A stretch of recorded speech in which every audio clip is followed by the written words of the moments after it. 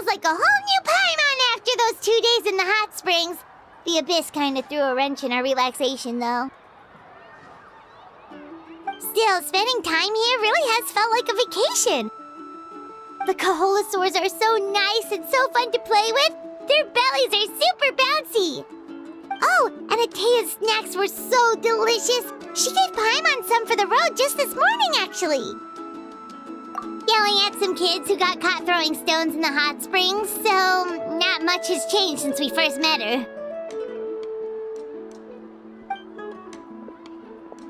Hey, you guys. Sleep well last night? Yep, this area is so nice. Glad you like it. I was thinking of taking you guys out to do some sea fishing. Later tonight, we can eat whatever we catch. Fresh fish is absolutely delicious right off the grill. Hey, Mualani! Yeah? What do you need? The team sent out to fight in the Night Warden Wars has returned. And Kachina? Is she back as well? Kachina fell in battle. But don't worry, the team was victorious, so the Rite of Resurrection will be held in the stadium soon.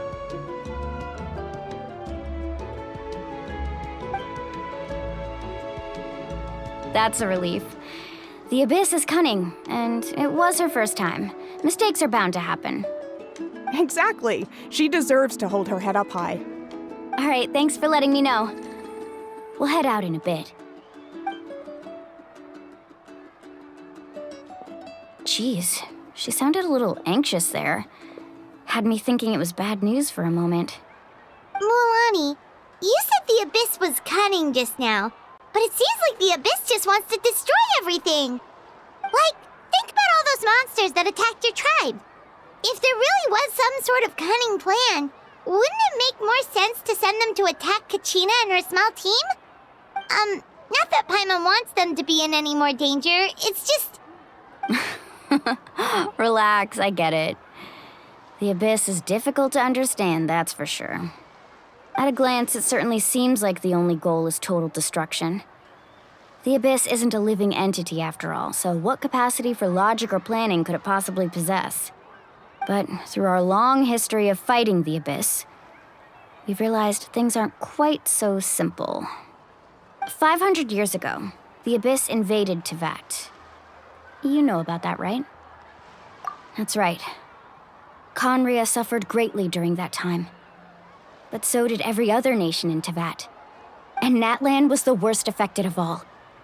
It took the combined efforts of the then Pyro Archon and heroes from every tribe to finally repel the Abyss. Even so, the effects of the invasion lingered for hundreds of years, only able to be reversed little by little. Our tribe's waters were contaminated. The Children of Echo's territory was overrun by dangerous sludge surging from underground. Unrelenting black winds tore across the lands of the Flower Feather clan. It was like each disaster was designed for a specific tribe. Exactly.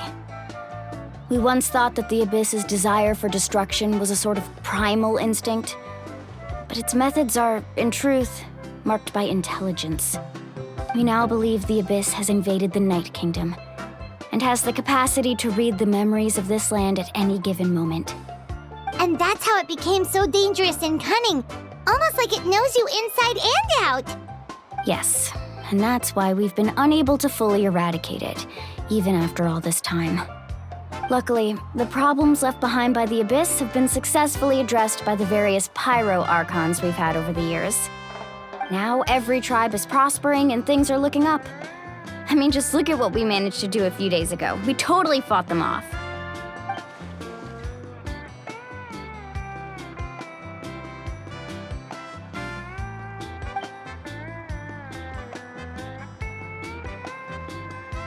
You must have had to sacrifice a lot to get to this point. Every battle, every sacrifice is in pursuit of a future where we get to stop fighting. Responsibility, duty, unavoidable burden. Everyone in Natlan views the war differently. But I believe we will be rid of the Abyss one day, and the efforts of all who fought against them will become a story for the ages. To think that my name could survive in ballads passed down to future generations, it's kind of romantic. Everyone has something that drives them forward, you know?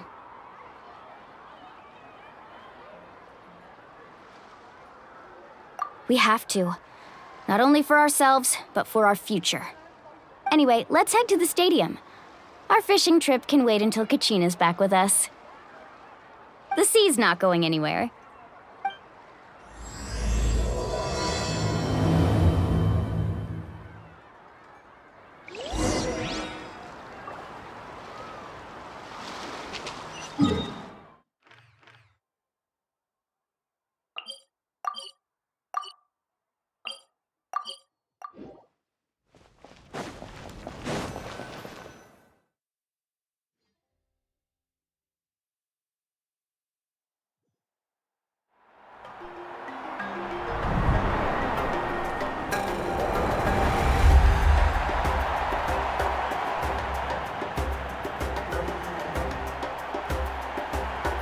Whoa, this place is packed already!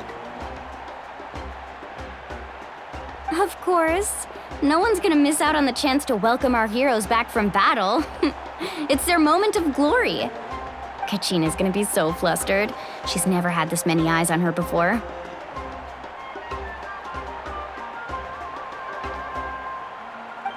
Yeah, she doesn't seem like the kind of person who likes being the center of attention. Looks like I'm just in time. Kanich, you're here! Yeah, a commission ran longer than expected, but I made it. I heard about the incident with your tribe, Mualani. Is everyone alright? Yeah, it's all taken care of. Our new friend here's got some tricks up her sleeve, by the way. She's just as strong as Kachina made her out to be. Hey, look! Is it about to start? That's right. Someone will come out and recite a eulogy, and then we'll sing the Ode of Resurrection together. Come on, let's find a spot with a good view. When the singing starts, just follow my lead and you'll be fine. Let's go somewhere higher up so Kachina can spot us.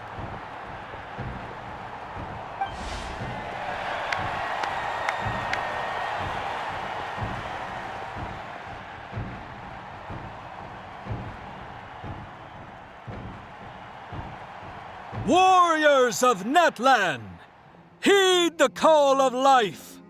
We are the inheritors of memory and legend.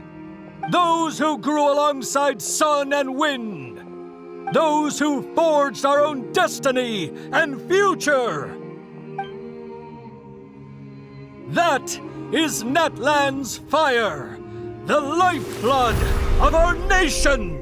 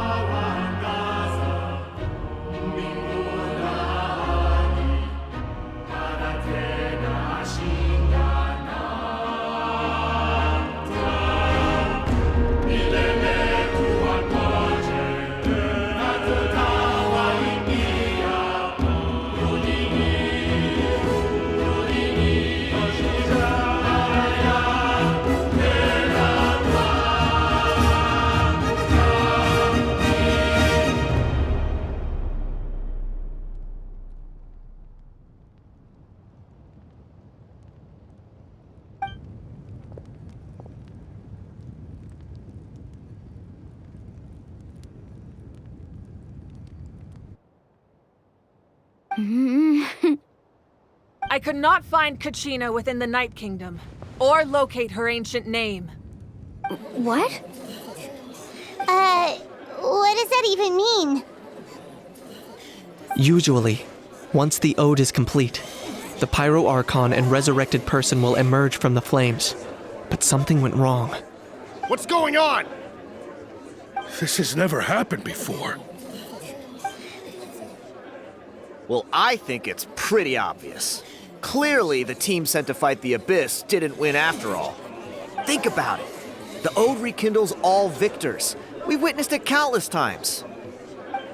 Since the Archon couldn't find Kachina in the Night Kingdom, that must mean there's more to this victory than meets the eye.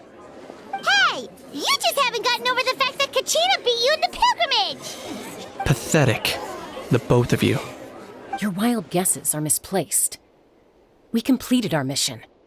Maybe you did, but who's to say whether that little girl even contributed at all?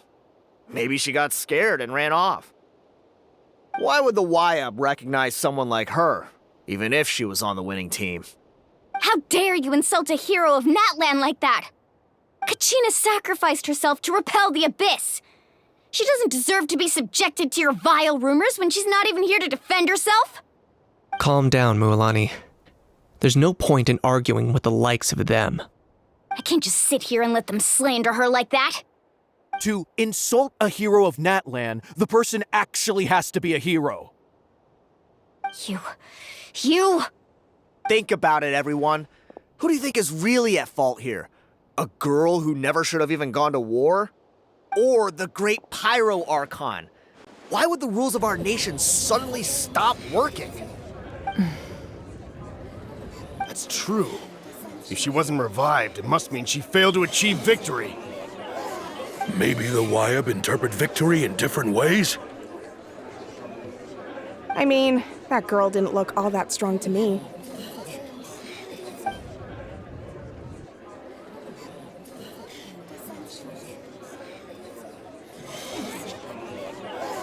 Kachina wouldn't have run! That's not like her at all! No, she's been waiting for this moment for too long. No matter how daunting the situation, no matter how scared she might feel, she's always the first person to stand up and face it head on. We don't even know what happened, so don't you dare try to use this as an excuse to vent your anger or slander her reputation. Fine. We'll find out what happens soon enough. Then, we'll see who truly deserves glory. That's enough. There is no doubt about today's victory, or Kachina's part in it. She is a hero worthy of our admiration and celebration. However, the failure of today's ceremony is undeniable. Kachina has not been rekindled, and I offer you all my deepest apologies as I continue to investigate this matter. To prevent further casualties, I have decided to suspend the pilgrimage until this matter is resolved. What? No one is all-knowing. No one is infallible, not even myself. But doubt is a means by which we seek the truth, not a weapon we wield against others. I didn't mean it that way, Archon. I just... If there are things you wish to clarify, then ask me directly. Doubt my answer if you wish, but now's your chance. You have concerns? State them. No, of course not. Even though I have said nothing to change your mind, then it would seem the truth never mattered to you at all. That guy doesn't even have the courage to answer the Pyro Archon's question. So much for all that glory talk earlier. I have a question, Archon. My friend Kachina. Do you have any idea where she is? It's extremely important to me. I know you said you were investigating the situation, but I'm sorry, that's not enough. I've already shared everything I know. If you want to learn the truth and rescue your friend sooner, you should join the investigation. So, what do you say? Of course I'll join. In that case, come see me in the speaker's chamber. We should join them. Oh, and if it's not too much trouble, could you drop by as well, Traveler? I'd like to have a chat. Rest assured, everyone, I'll keep the tribal chiefs informed on the progress of the investigation. Once again, I apologize for the outcome of this ceremony. If there are no further questions, let's part for now. Did she just ask us to come along? I believe she did. Let's go. I'd like to know what's going on myself.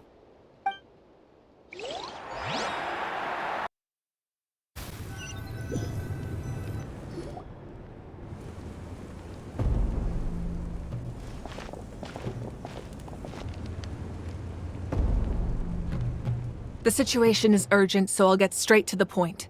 Kachina is undoubtedly a hero of Natlan, and I'm deeply sorry this happened to her.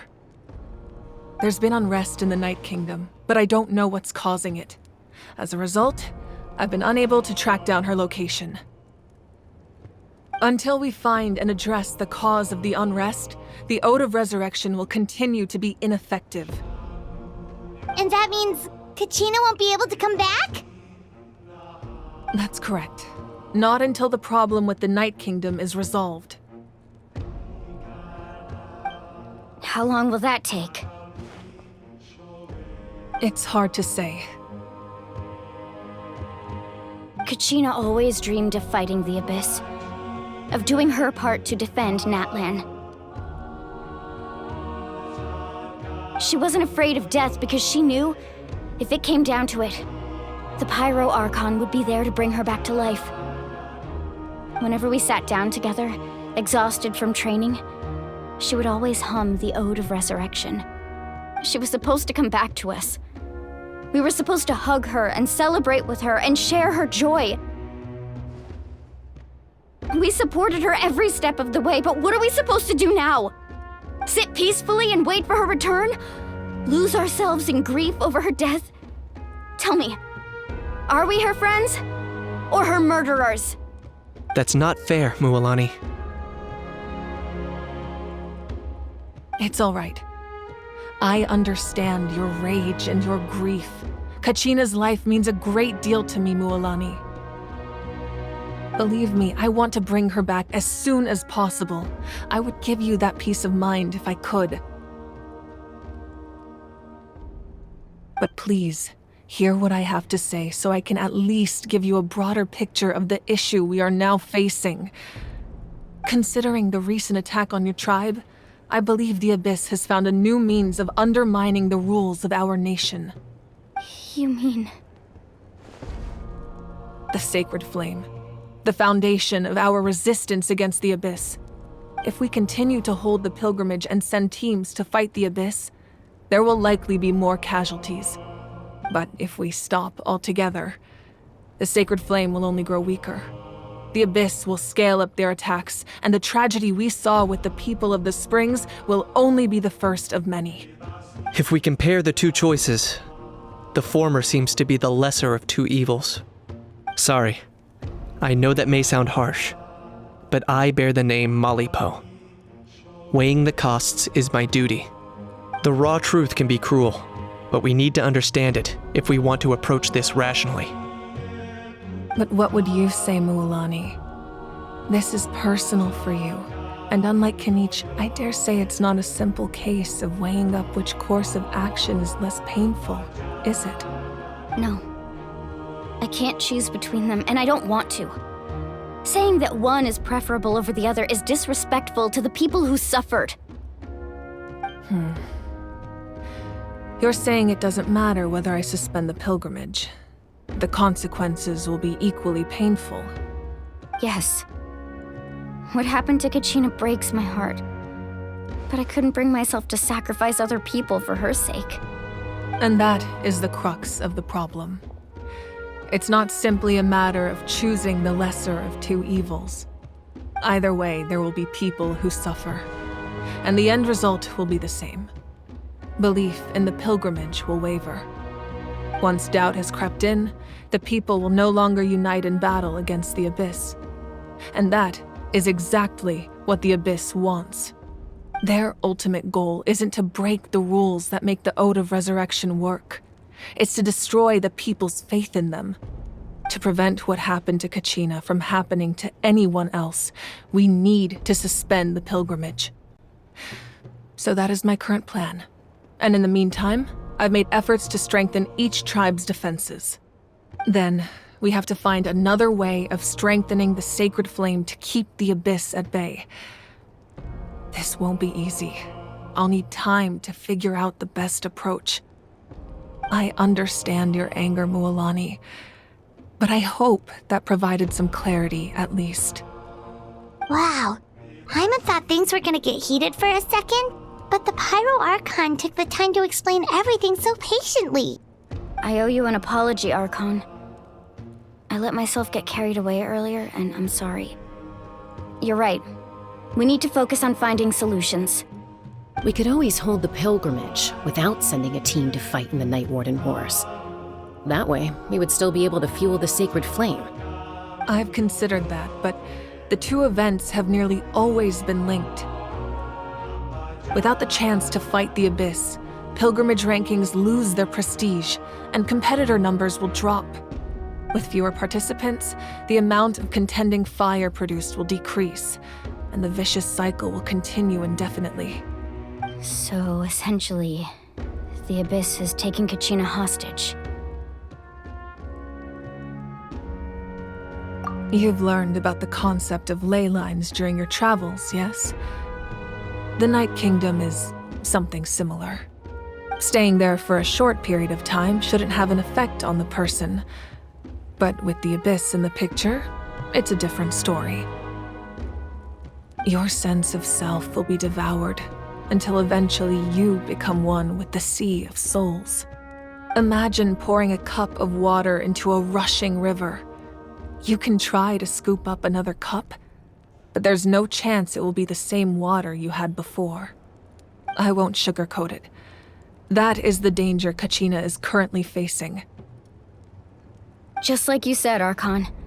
Both of these problems need to be addressed. You can focus all your efforts on dealing with the Sacred Flame. I will go search for Kachina. The Abyss poses the same threat to you as it does to her. It is very possible you will not return. Knowing that, do you still choose to go? Kachina's waiting for us to rescue her. That's all that matters. I failed to protect her during our campaign, but I can make it up to her now. I choose to go as well. Traveler? What do you think? Understood. Then I'll support you in any way I can. The Masters of the Nightwind have a technique that can extract an ancient name from the ley lines. If we can find Kachina's ancient name, I can use the link between them to pinpoint her position within the Night Kingdom. Then comes the hard part. You need to visit the Night Kingdom in person and rescue her. But isn't the Night Kingdom a land of souls? Can we even go there? Under normal circumstances, only the consciousness can enter. But there is a way to go there in person. However, know that the Night Kingdom will attempt to repel you, and the Abyss certainly won't leave you be. That's fine by me. Same here. Fighting the Abyss is nothing new for me. So, Paimon's the only one who's scared? Well, if she's going, Paimon's going too. Citlali of the Masters of the Nightwind once created an artifact that can be used to communicate with the Wyab. We call it the Spirit Speaker Stone. It was originally used as a ceremonial artifact wielded by the tribal chiefs, but that spiritual quality also means it can be used to search for an ancient name. That was the artifact I delivered to the Scions of the Canopy a few days ago. Didn't think I'd be hearing about it again so soon. Thank you so much for your help, everyone. Your thanks are unnecessary. I will offer you whatever aid I can, but your fellowship and courage are what will truly decide the success of this operation. Besides, you're the ones helping me. I can only focus on one thing at a time, after all. Traveler, I certainly didn't expect our first conversation to be so serious. I've heard all about your accomplishments. Ever since you arrived, I've been hoping to meet you and offer you Natlan's highest level of hospitality. Why? Why? Is that not what happened in the other nations you visited? Yeah, things were pretty complicated at the start. And, in the middle. But our reputation's solid nowadays. That's more like it. After all, I've heard you're someone who transcends fate. Perhaps even more than you can imagine. But we can talk about that some other time. Ideally, this would be the perfect night for a drink and some musical ambiance. But there are important things to be done. Oh, I almost forgot. Atea was wounded in the fight against the Abyss. She wanted us to give this to you. It embodies fond memories and my strength of will. That's what she asked us to tell you. She said you'd know what that means. I didn't think this day would come so soon. The flames of her life force. I can feel them flowing within the talisman. If things were different, the two of us could have enjoyed the hot springs together while she gave this to me in person. We're supposed to be hot spring buddies after all. But don't worry. This talisman means a great deal to me. I'll take good care of it, and once this is all over, I'll pay Atea a visit.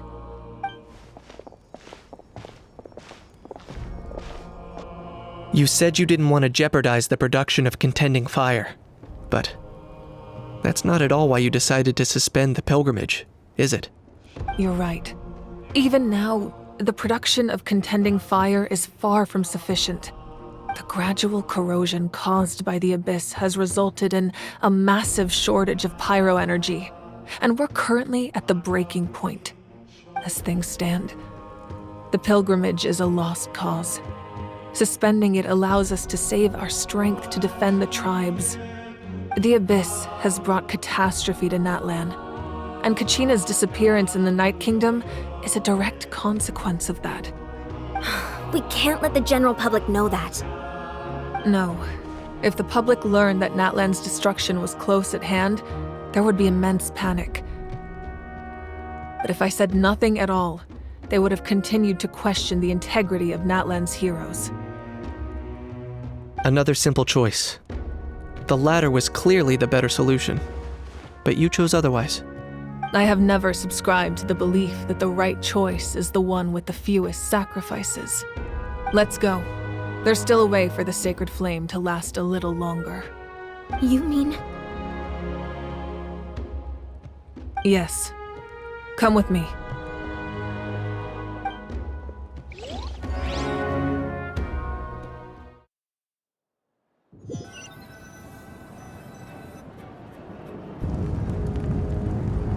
The sacred flame must never go out. Not only does it strike fear in the Abyss, but it's also the pillar of Natlan's stability.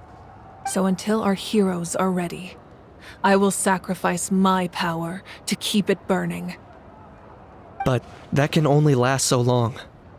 I think we should focus on the remaining ancient name-bearers. Don't let desperation cloud your judgment. Those chosen by the Wyeb have already embarked on their destined path. It is for them to decide how that journey ends, not us. All we can do is support them. Even so, for you to make this sacrifice, it's not right. If not me, then who? No other is capable of sustaining the sacred flame. I possess great strength, but I'm not above my people. This is part of my duty.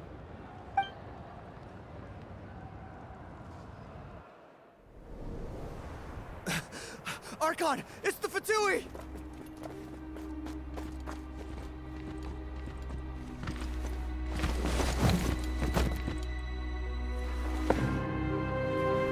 The Archon of Natlan.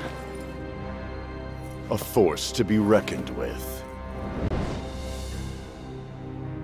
The secret of the ley lines is no secret to me. Long have they been destined for ruin. And since the oath made 5 centuries ago remains unfulfilled, what use is the Gnosis in your hands? I don't know what you mean. But it sounds like this is about more than the Tsaritsa. In times of crisis, someone must pick up the mantle of salvation. Your plan has reached an impasse, and now it falls to me to create new rules for Natlan. But before the dawn of a new age, the old must be destroyed.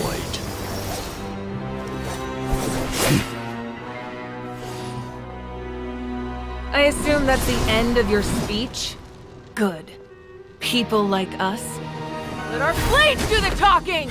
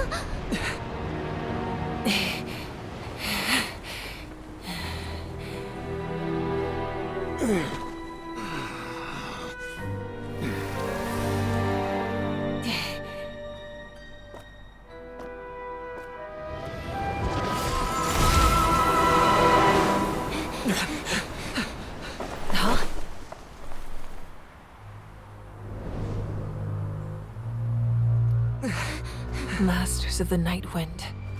Send word. The captain and his followers must be apprehended.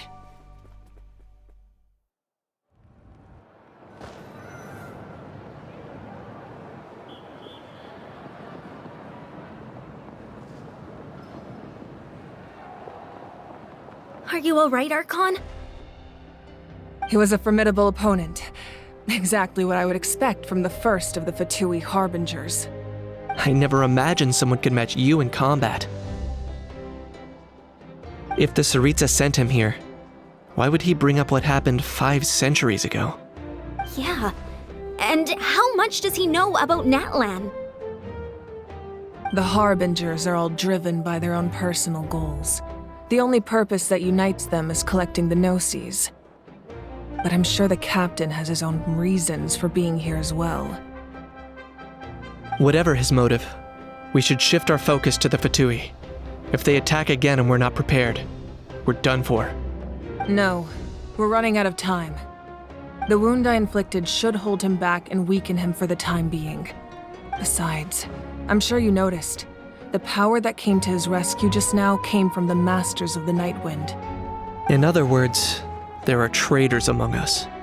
Not necessarily. This could prove to be a very valuable turn of events. When we exchanged final blows, I sensed an unusual presence within him. I'll need to investigate further. Kenichi, go to the Masters of the Night Wind and look into who could have aided the captain. Speak to Citlali. She should know. Of course. I'll head out right now. Do you still intend to... Yes, but fear not.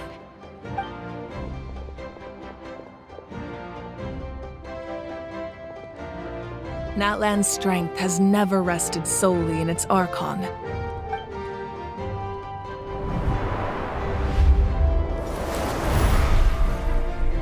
Together we foresaw the only path that leads to our nation's future. We must trust in that vision now.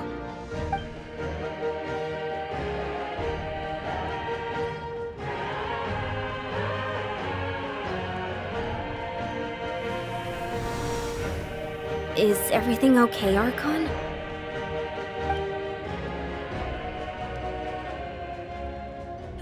Completely fine. Just lamenting the fact that I never got a picture when I could still turn my hair into flames. Too late now. I just hope the others have a safe journey.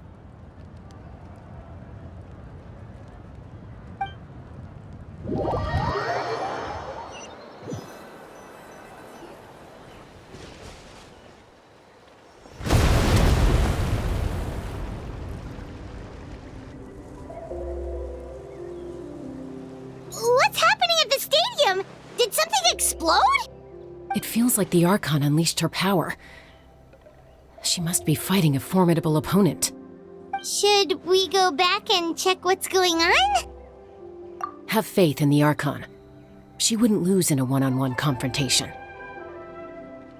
Once we find Kachina's ancient name, we'll head right back. Okay, let's just keep climbing. Everyone really hopes nothing goes wrong.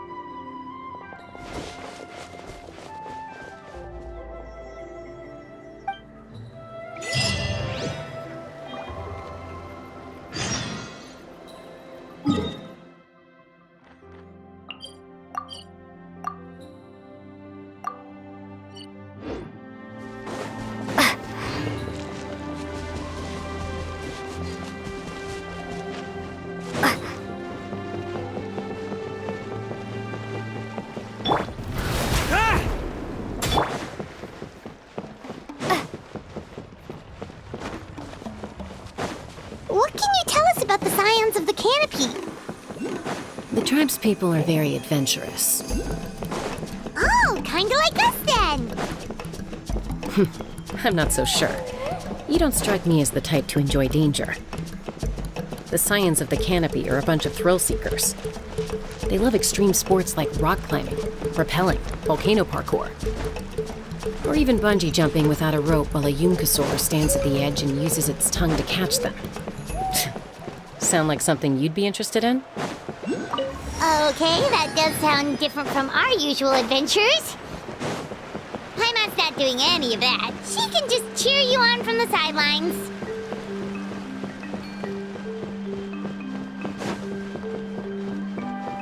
That's Waina, the tribal chief. Let's head over to him.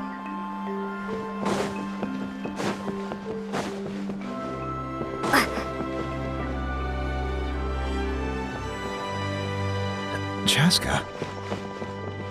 Nice to see you again, Waina. I'm afraid we don't have time for pleasantries, so I'll get right to it. We're here for the Spirit Speaker Stone. Whoa, hold on a second. At least tell me why you need it first. My friend Kachina is trapped within the Night Kingdom. We need the stone to find her ancient name and rescue her. Rescue her? From the Night Kingdom? That's right. I'm sorry, but someone needs to tell you what you don't want to hear.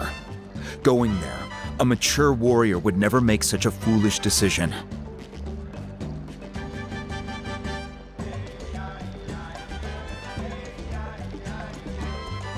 The nature of battle is unpredictable. You never know how it's going to end.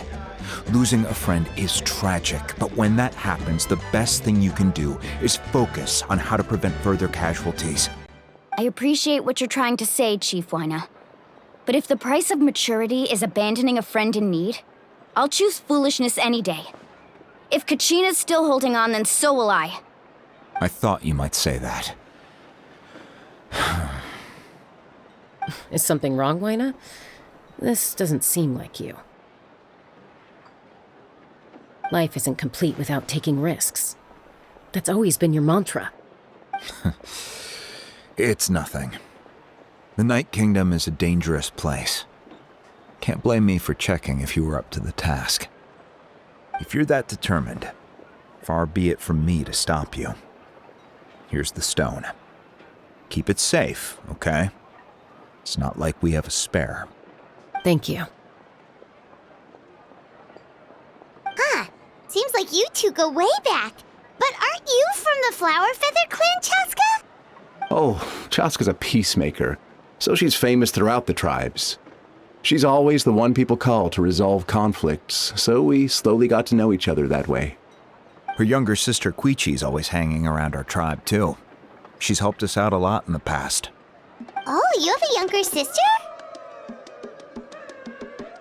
Yes, I'll introduce you to her sometime. But let's get back to business. Wayna, how do we use the stone? As you probably know, your intended destination is completely different from the real world. The Night Kingdom is like a river flowing with concepts, and the ancient name you seek is like a tiny fish swimming downstream. In that sense, the stone is like a fishing boat drifting down the river, but the boat alone isn't enough. You need a fisherman experienced enough to steer it in the right direction. We couldn't do that ourselves? With a little practice, I'm sure you could. You have the strength and the talent. If you want to make sure this works, though, I could recommend someone to you. Who? Vichama, a legendary warrior and scout from our tribe. He's got a keen eye and a well-honed intuition. Even his ancient name means to seek. If you're fishing for a name, you're gonna want him on the boat. Vichama? Why does that name sound familiar? He's one of Auntie Atea's hot spring buddies. I've heard stories about him. Where can we find him? Ever since Malco passed, he spends most of his time gazing out at the scenery from the cliff tops. Follow the path that way, and I'm sure you'll find him. Thank you. We'll go look for him there. Good luck. I hope everything goes well.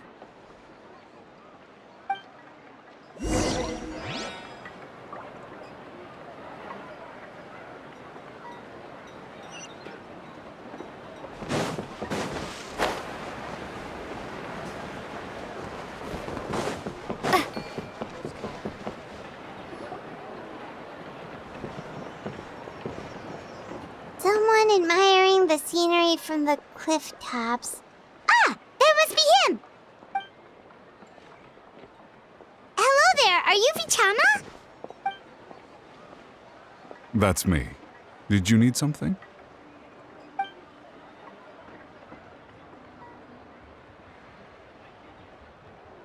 What? You're saying you can bring someone back from the Night Kingdom? How is that even possible? No, if you really think about it, anything's possible in that kind of place. But that would mean... Are you okay? You don't look so good. Everything's fine. I'll help you, but I do have a small request. After I help you find Kachina's ancient name, I want to use the stone to look for my friends as well. Your friend? Oh, why not mention someone named Malco? Is that who you're talking about? Yes, but I'd rather not get into it if it's all the same to you. That's not a problem. We agree to your request. Yeah. Since you're helping us find Kachina's ancient name, it's only right that we return the favor. Then we're agreed. Can I have a look at the stone?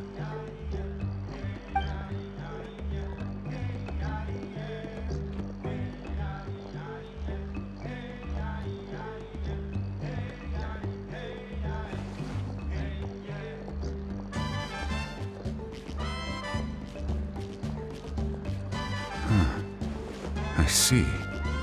From what I can tell, it functions almost like an abyssal pylon. Both connect the Night Kingdom to the living world. Once the connection is established, the abyss will come surging through the opening like a predator honing in on the scent of blood. So we have to be sure not to use it in a tribal settlement. Wow, you got all that just from looking at it? I just picked up on the basics, really. I still have no idea why it works. You said someone named Sitlali invented this. They must be a genius. I'll go find an open area and start setting things up.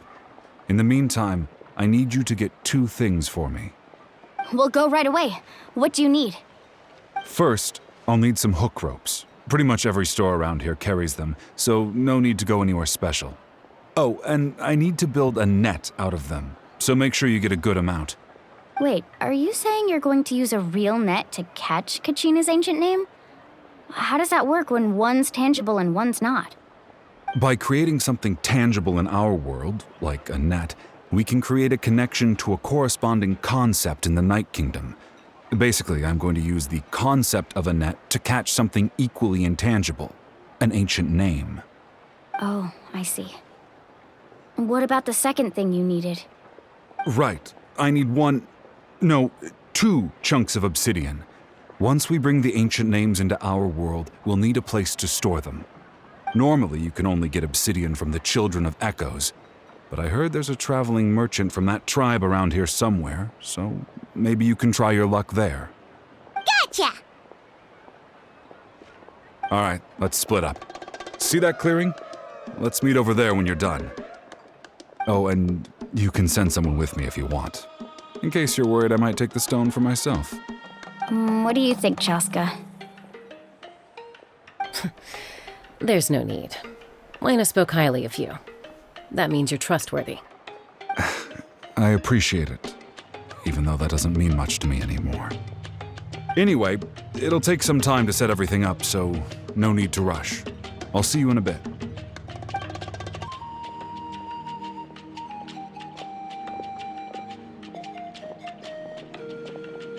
What an odd guy. He seems so defeated, but also really invested in the stone at the same time. I don't have any more insight than you, Paimon. Let's just focus on the preparations for now. Hang on, Kachina. We're coming for you.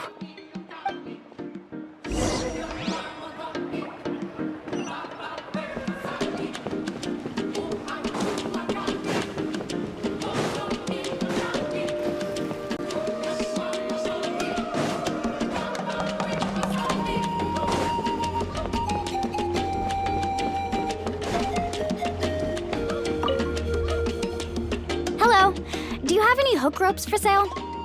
Hook ropes? As in rock climbing equipment? Yes. How much for your whole stock? Oh, the whole thing? Let me see. That would be 30,000 mora in total. Deal? Deal. Wait, really? What, you want me to drive down the price? We just need these as fast as possible. Thanks. Oh, no problem at all. I'll even pass along some information on the house.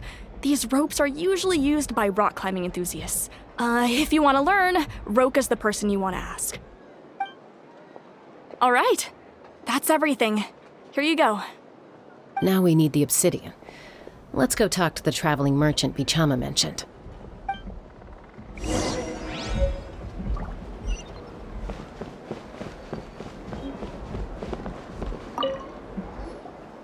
Excuse me, do you sell obsidian? Why, yes. I've got a chunk for sale right over there. Perfect. Is that the only one, though? We actually need two. That might be tough. Tell you what, I'll take a look through these boxes over here and we'll see what we can find. Thank you so much. We'll wait here.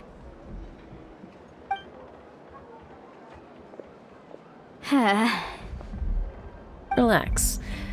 Everything's going according to plan. I know, it's just... I could tell Bichama feels the same way about his friend that I do about Kachina. I hope this chunk of obsidian isn't the only one. Kachina always carries all sorts of shiny stones with her. If I was the one trapped in the Night Kingdom, she'd have a whole pile of obsidian ready in a heartbeat. Well, would you look at that? I did bring an extra. Here you go, young lady.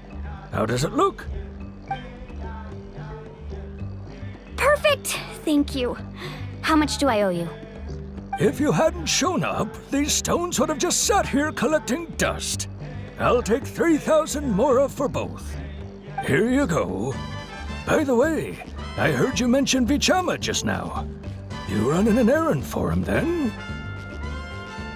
How's he doing? Malco's been gone for 5 years now. It's about time he started to move forward. Do you know what happened between them? I heard about it in passing while I was out drinking one night, but I don't know all the details.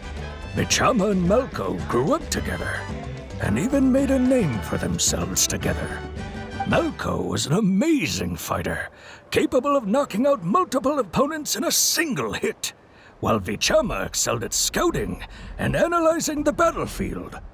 The two made an excellent team, and managed to beat back the Abyss several times.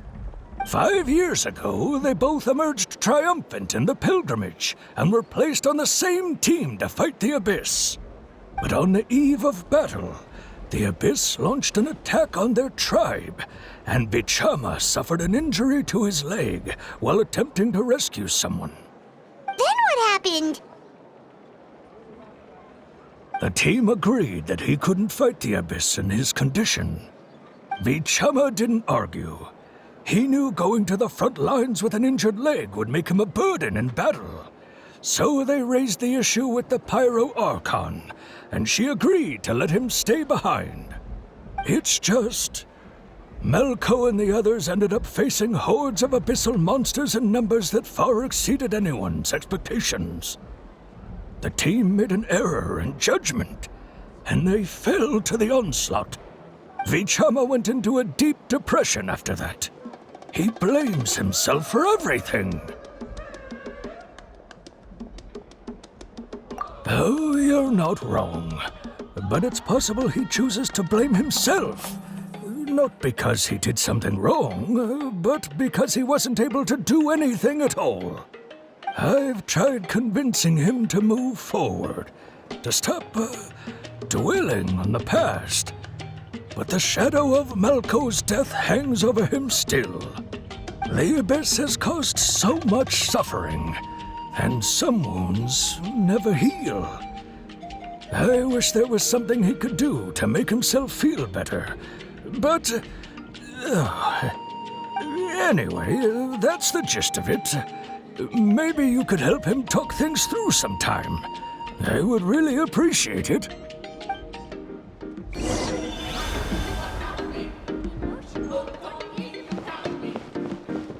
I hope Vichama can move past this whole thing soon.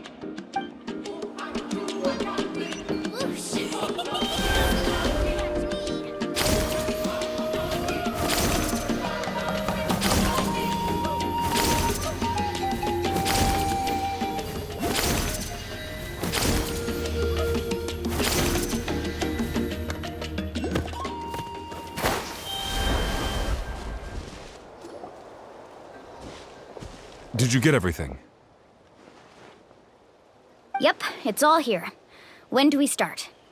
I've made all the necessary adjustments, so we're good to go. As agreed, I'll help you find Kachina's ancient name, and then you return the favor. Go ahead.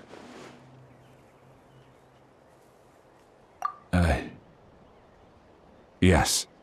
After Malko fell, I scoured the battlefield to see what happened. It turned out he wasn't bested by some impossibly powerful foe. He was dragged to his grave by the sheer number of enemies. If I had been there, I would have been able to sense the danger. I could have warned them not to advance. I've always blamed myself for what happened. But when you told me about Kachina, I realized there's a chance Malko might also be alive, fighting for survival in the Night Kingdom. But that happened several years ago, right? The Pyro Archon said all life within the Night Kingdom eventually becomes one with the Sea of Souls. There might not be much hope, but I still have to try. Malko and I promised each other, even if we never managed to root out the Abyss for good, we would fight together until the end. All right, let's get to it. I'll start searching for the conceptualized version of Kachina's ancient name. If you see any fragments scattered around the area, please collect them.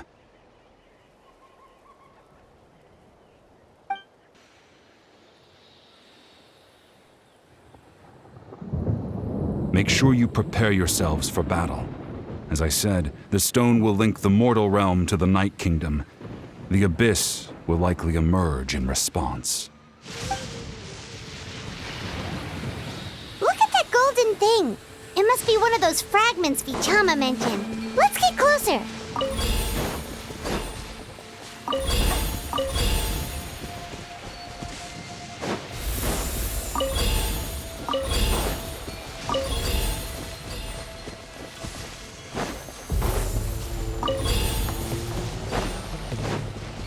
Whoa, monsters incoming! Watch out, everyone!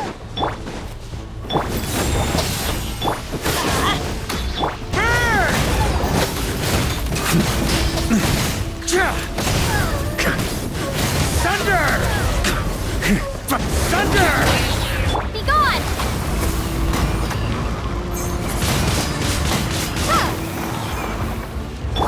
Teamwork is dreamwork! Heaven's will made mine.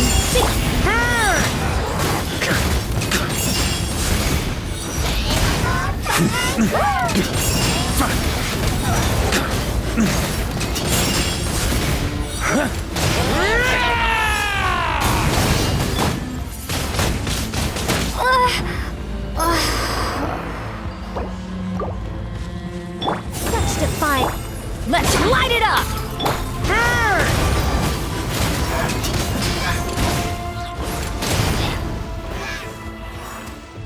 How much longer, Vichama? Not long! We're getting close!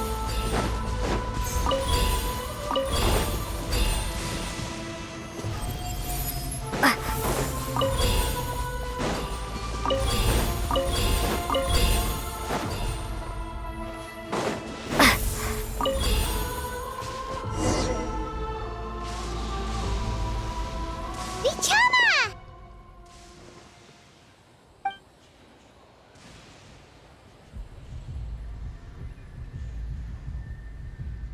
Quick! Take it!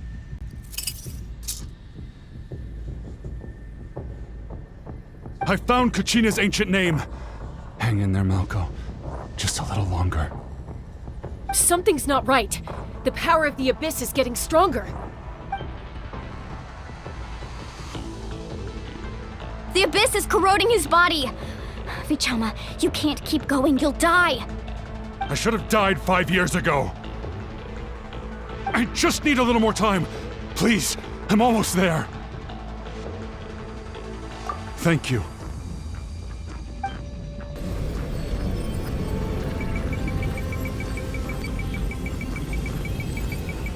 Whoa, watch out! The power of the Abyss is strong.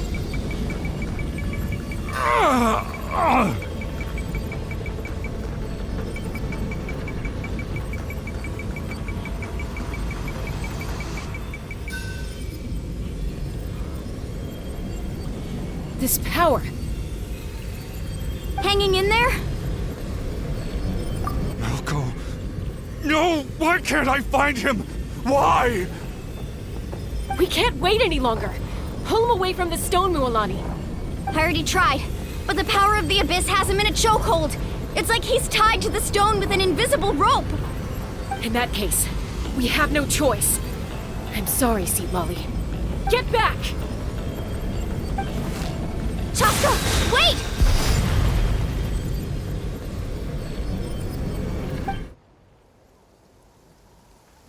Ouch! What happened just now? It looked like the Spirit Speaker's stone was... The stone's power was spiraling out of control. The only way to stop it was to destroy it. You were all caught in the shockwave of the explosion. You might feel dizzy for a while, but that's normal. Give us a heads up next time, will you? You're lucky we managed to dodge it in time. I thought I said to get back. Yeah, barely a second before you made it go poof. Not everyone has your reflexes, Chaska. We were this close to getting dragged into the explosion. Okay, I'll be more careful next time. At least Kachina's ancient name is still in one piece. Wait, where's Vichama? Vichama! Vichama! I couldn't find Malko's ancient name. It must be completely gone by now. Once your ancient name disappears, there's no coming back. From the very beginning, I knew there was a slim chance, but still. And now... it's too late to save him. From the minute he left that day, it was already too late. Vichama. I'm sure he's heard enough condolences over the years. Let's just give him some space. Huh? What's that in your hands, Vichama? It looks like something's glowing! This is...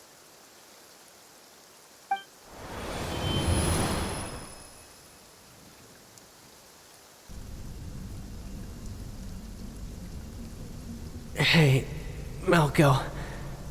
Got any strength left? Not enough to swing a sword, but to say a few last words? Sure. Too bad.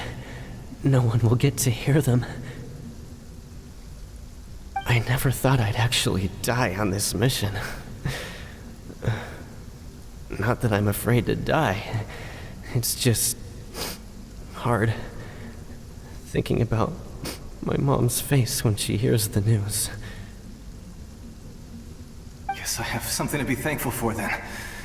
My parents died a long time ago. They won't have to mourn me.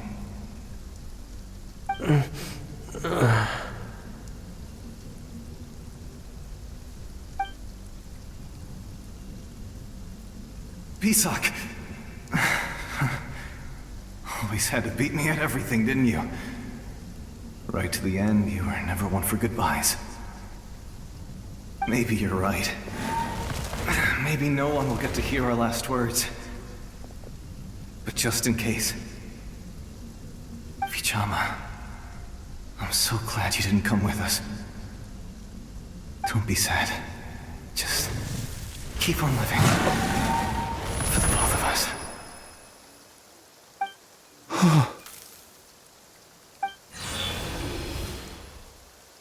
Was that a memory? Seems like we were able to salvage something after all.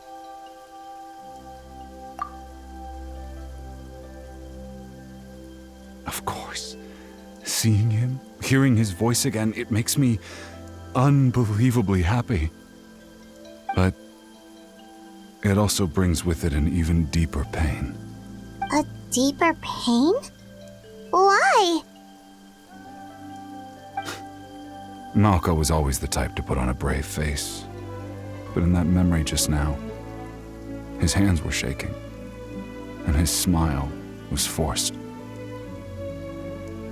For all these years, I regretted not being able to fight alongside him to the end.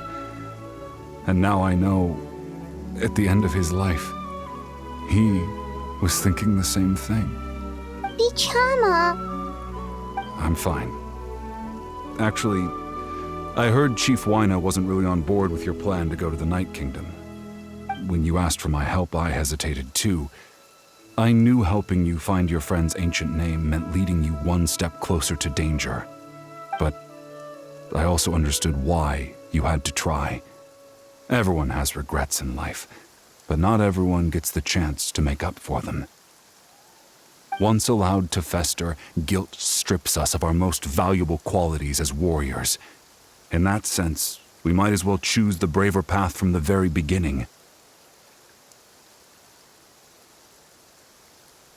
If I could do it all over again, I would have followed Malco to the front lines no matter what. Even with an injured leg, there were still things I could have done. That way, even if the outcome stayed the same, I still would have fought alongside him to the end. There are critical junctures in life, and if you don't seize the chance to act, there's no going back.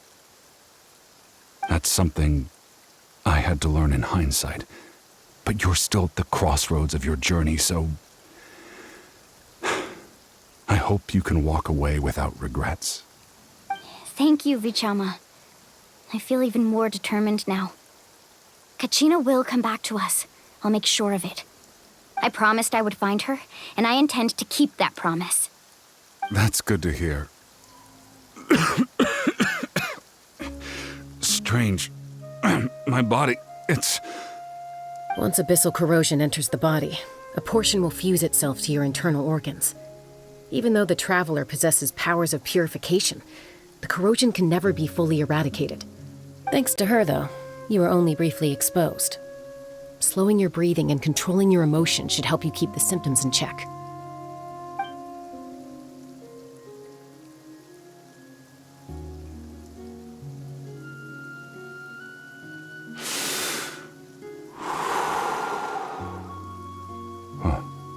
That does make me feel better. You seem very knowledgeable about all this. Just speaking from experience, that's all. Anyway, we've recovered Kachina's ancient name, so we're off to a great start. Let's get Vichama back to his tribe and tell Wyneth the good news. Oh, and apologize for destroying the Spirit Speaker Stone. We had no choice, though, so he'll probably understand. Right?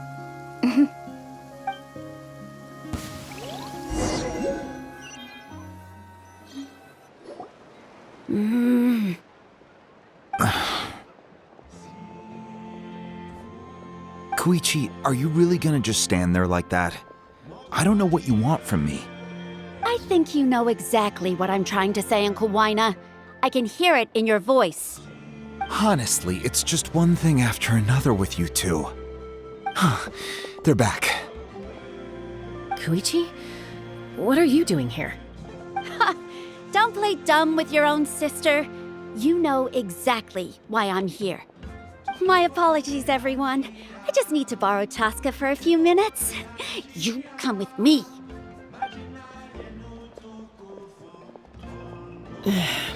I'll be just a moment. Who is that? Koichi, Chaska's younger sister. Although the two aren't actually related by blood, it's kind of a long story. It's not really my story to tell, but I guess it's not a secret. You see, Chaska was actually raised by cuckoo sores.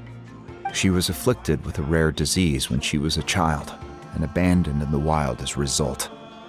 The Abyss found her out there, all on her own, and tried to devour her. But in the end, all that did was trigger her will to live. That strength of will pushed her to survive. But it also planted a seed of conflict within her. Eventually, she was adopted by the cuckoo sores. Wherever they went, she followed, getting into fights right and left. For some reason, Paimon can totally imagine that. Well, when Chaska finally returned to human society, it was Koichi's parents who adopted her. At the time, Chaska still had a habit of getting into fights, so Koichi was always taking her around, apologizing to everyone. Ah, I remember those days. One of those fights was definitely with me. But, you know, kids.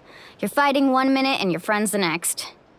Eventually, she found a way to rein in that desire to fight. And now she's who people call to resolve conflicts. She's known as the Peacemaker. It sounds like she still argues with Koichi, though. Don't siblings usually stop fighting when they get older? That's partly my fault.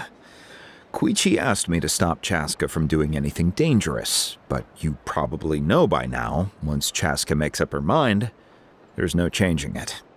Oh, I get it. No wonder you tried to talk us out of going to the Night Kingdom. Chaska even said that wasn't like you. I'm all for your adventure. You need to take risks when you're young, because by the time you're my age, you couldn't attempt something like that even if you wanted to. Better try now than live with regrets later. That's what I say. Still, I can understand where Koichi's coming from. In the end, nobody wants to sit back and let a loved one put their life on the line.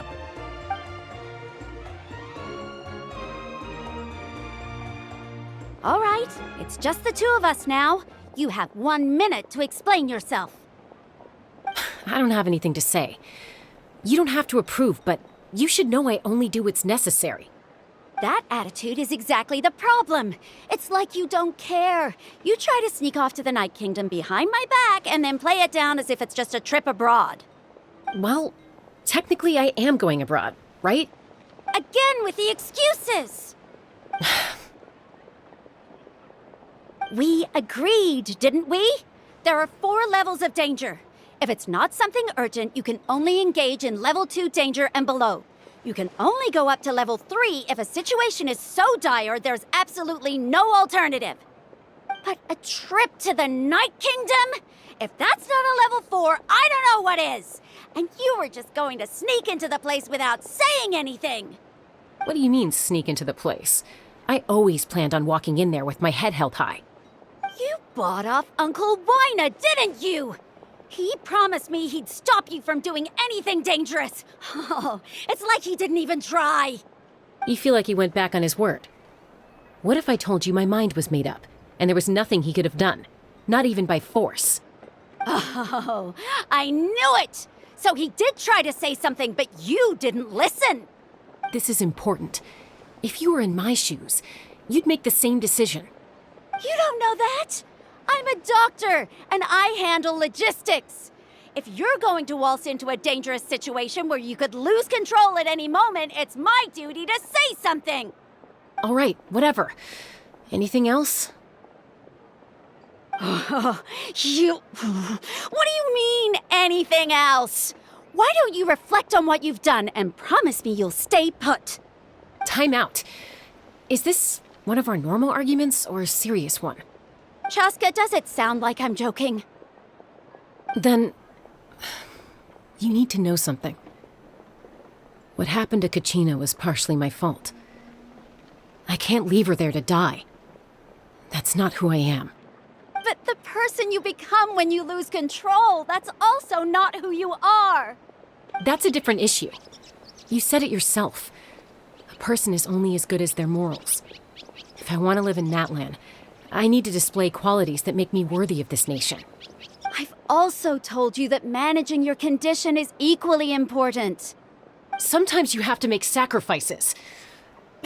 All right, let's stop this here. If we keep going, I might actually have to get serious. And I think Wina prefers his roof attached to his house. Is that a threat? That sounds like a threat to me. Koichi! Younger sisters are supposed to listen to their elders. So, you're really going to go, no matter what I say? I'm supposed to be your sister. Then support me. I'll be back. All you have to do is wait. Chaska. So, that's it. Why'd you have to turn out to be so darn annoying?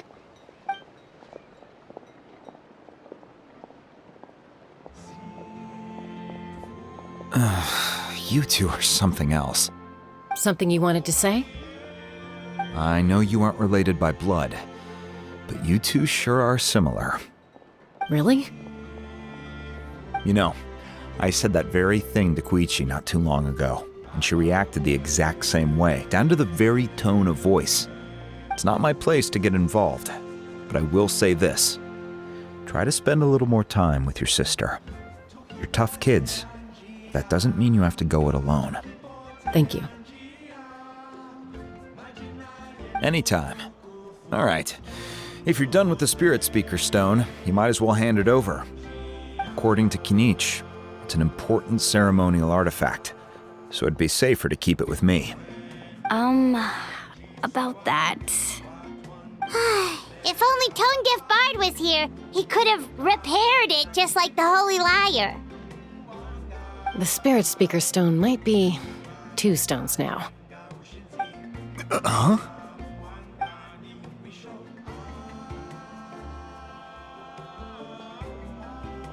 I see. Sounds like it was an urgent situation. If someone's life was on the line, then you had no choice. Still, Citlali's going to be a nightmare to deal with now that you've broken her stuff. I'll explain everything to her later. Stay safe out there in the Night Kingdom, okay? I'll wait here for your safe return.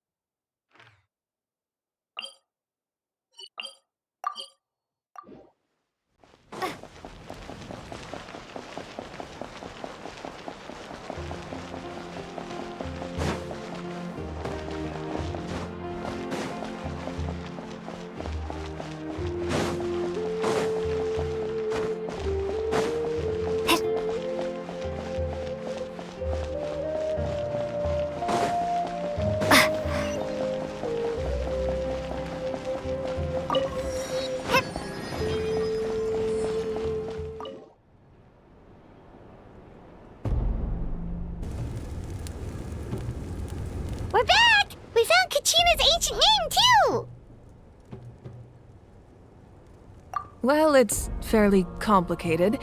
Let me give you the condensed version. The Fatui again? We can't go anywhere without them causing trouble. But what if the Fatui finds out you've lost your power? Won't they try to take advantage of the situation? That's why it has to be our little secret. No one else can know, or we're asking for trouble. Look, I wish I could offer you some sort of consolation, but I won't lie to you. With multiple factions closing in, there's nothing comforting about the situation we're facing. Still, all you need to do is focus on your goal. You can leave the complicated matters to me. I can also step in on the Pyro Archon's behalf. There's a limit to what I can accomplish, but I'll help you however I can. There's no need to be so modest, Yan-san. Your incredible strength has long been a well-known fact. You're the pride of your tribe. Archon, I'm sorry about before. You have so much on your plate, so much that you have to worry about. But all I could do was focus on my own feelings. You have nothing to be sorry about. We all get overwhelmed by our emotions, myself included. Your reaction to Kachina's disappearance, I understand that feeling very well. Well, now that we have Kachina's ancient name, let's go track her down. Follow me.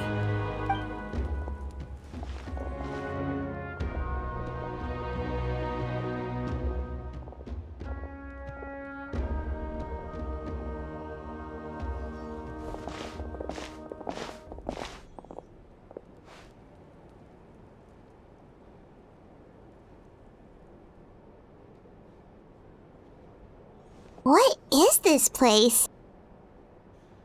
Hey, isn't that Atea's talisman? Good eye. This is where I store all the various mementos I've collected. Whoa. I've never seen this place before. There's so many things in here. It looks like there are items from every tribe. Collecting them must have taken a lot of effort. I suppose you could think of it as a hobby of sorts. In Natlan, everyone grows up listening to the stories of heroes, and physical items do a far better job of preserving those stories than our own memory. Now, I still have some preparations to make for the ceremony, so feel free to take a look around in the meantime. If you're curious about an item, I'm more than willing to tell you about its origins. All right, we'll have a look.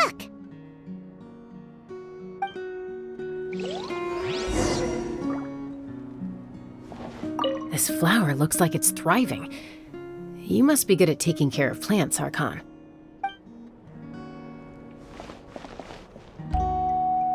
This fishing basket looks familiar.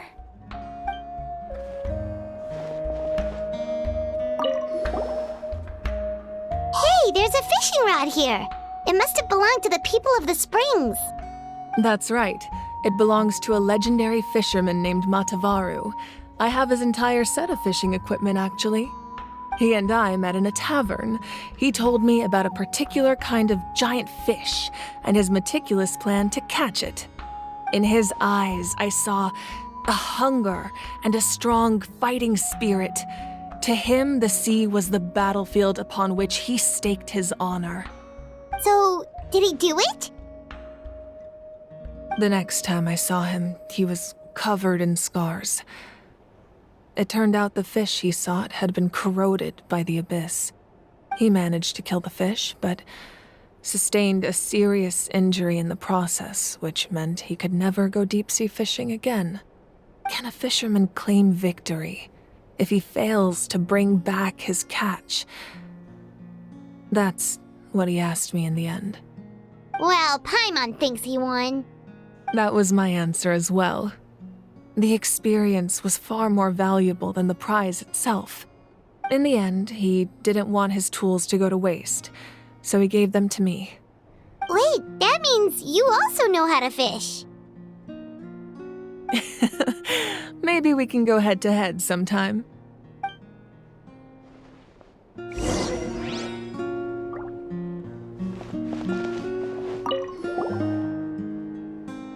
Atea's talisman? I'm sure you're familiar with this one already. Atea was rarely ever without it. The talisman brought her a lot of luck in battle.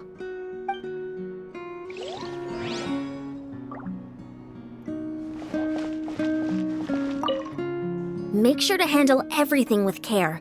This cup, for example, it's heavier than it looks.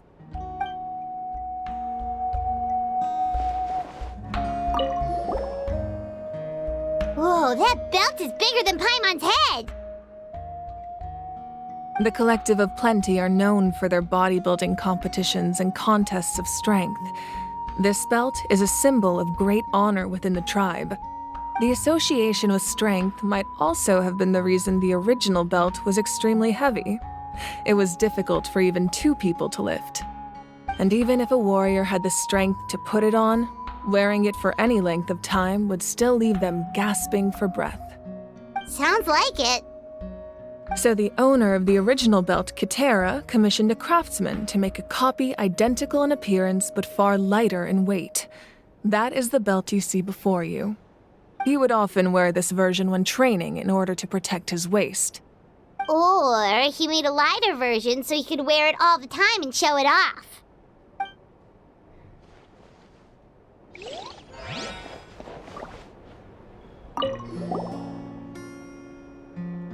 There are so many jars and potions around here. Do they have anything to do with alchemy? No, those belong to the Masters of the Nightwind. They're ceremonial tools used to amplify the ability to communicate with the Night Kingdom and the Wyab. Yamaya is an expert in this field, and she taught me a lot. Even though she appears stoic and serious, she actually has a keen sense of humor. The tools you see here are quite traditional. Her students found them outdated, so she passed them on to me. The contents of the jars aren't all that special. Oh, except the big jar in the middle. That's what she really wanted to give me. Ooh, must be something really cool. What's inside? Grape juice. Huh? It's quite tasty, although probably expired by now.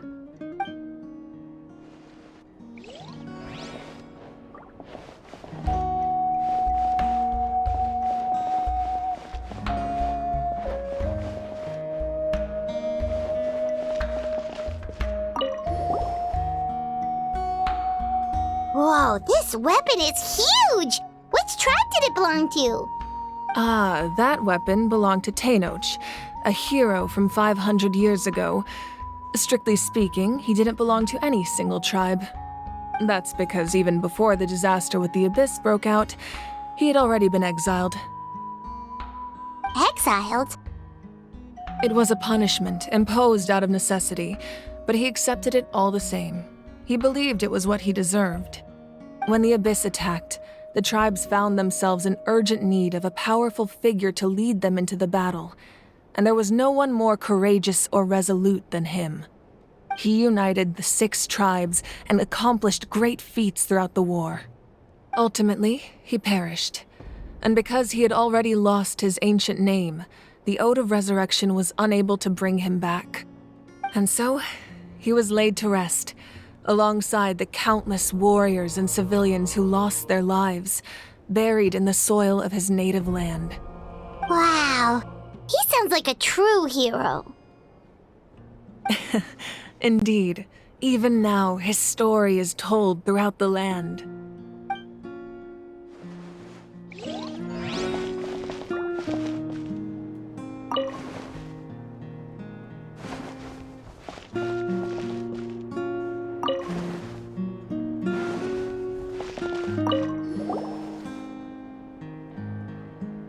The powder still needs some time to settle, so let's wait a little longer. Well, what do you think of my collection? Do you feel like you have a better understanding of Natlan's culture now? Yeah, if each item represents a different story, seems like Natlan's really been through a lot. Does every item hold a special memory, just like Atea's talisman? That's right. The items in my collection actually serve a similar purpose to the ancient names passed down among the tribes. They demonstrate the true shape of time. The shape of time? Most people perceive time as a linear concept, almost like a straight line that can only move forward. We cannot change the past or predict the future. But there's also a different theory, one that I believe to be closer to the truth. Namely, that the past, present, and future all exist at once. At once? Paimon's not sure she understands. Let's say your journey ended right now. Thinking back on your experience in each nation, which one would you say was the most important? Exactly. Even at the end of your journey, the things you experienced along the way don't cease to exist. They become part of who you are. Take out a portion of that journey, and you would likely make very different decisions, and eventually arrive at a very different destination. The future is the same way. It exists even though it has yet to come to pass. We just lack the means to perceive it. Of course, there are those with the power to foresee the future. They simply call it by a different name. Fate. You're quite familiar with that concept, I would imagine. That does kinda make sense. The future hasn't happened, but already exists. Humanity excels at living in the present, but too often we forget the past and neglect the future. While the pilgrimage and the Night Warden Wars lead us to a better future. Only by uniting the people of Natlan across countless eras can we fight back against an enemy as formidable as the Abyss. To come up with such a set of rules, the first Pyro Archon must have possessed a level of insight I can only imagine. That's correct. At first, he was a mortal man with no special power. After he ascended to the Divine Throne, he used it to borrow power from the heavens and establish the rules of Natlan. Namely, a framework through which ordinary people can ascend to Archonhood. By holding the pilgrimage, we're able to determine the strongest among us. And when that person ascends to the Divine Throne, their inner flame will awaken. In addition, the sacred flame will grant them significant knowledge and memory of this land. After all, that's how I came to know everything I just told you. So, it all comes down to the power of the Divine Throne and the rules. Wait, is that a family portrait? Yes, that's my mother, father, younger sister, and the little saurians we raised. I turned a piece of my dad's leather armor into a canvas and commissioned a famous artist to paint our likeness. Your sister is so cute! It looks like the two of you are really close. Paimon was having a hard time thinking of an Archon as an ordinary person, but seeing this portrait, it kind of makes sense now. It really doesn't look like there was anything special about you before. Oh, wait, is Paimon allowed to say that? A little late for that question, don't you think? Sorry! Paimon's so sorry! Paimon's mouth works faster than her brain sometimes! It's all right. I'd never get upset over something like that. No matter what others may say, my past is a precious part of my identity. I'm forever proud of the life I used to lead. Becoming the Archon doesn't mean you sever ties with your family. The position just comes with a lot of responsibilities, so it impacts how often you get to see them. My father made the most delicious stew, so my sister would often bring me a large pot of his cooking, and he would sit on a blanket and eat it together. One time, we didn't close the door securely, and the saurians we were raising ran into the room and knocked over the entire pot. My sister immediately burst into tears. The two troublemakers were going for the meat, but when they saw my sister's distress, they froze on the spot. I still remember the way they laid there, sulking like a pair of children, even after making such a mess. It was frustrating, but in the end, all I could do was comfort my sister and move on. Wow. Isn't that what being a family is all about? I think about that story a lot, actually. As the Archon, I made a vow to defend this nation, and experiences like that, they remind me exactly what I'm trying to protect. Well, what happened after that? This portrait looks pretty old. Your sister must be all grown up by now, right? I believe she ended up working as an architect and artist. She built many houses and crafted many beautiful works of art.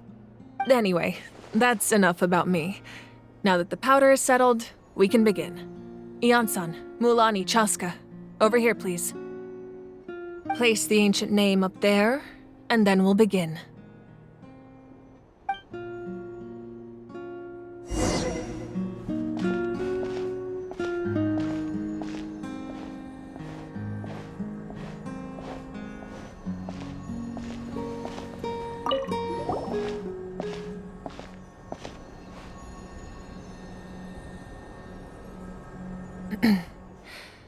Surely as the echoes of life resound through heaven and earth, so too shall our stories remain eternal. Ancient name, take us to your fated bearer. Allow her to answer our call.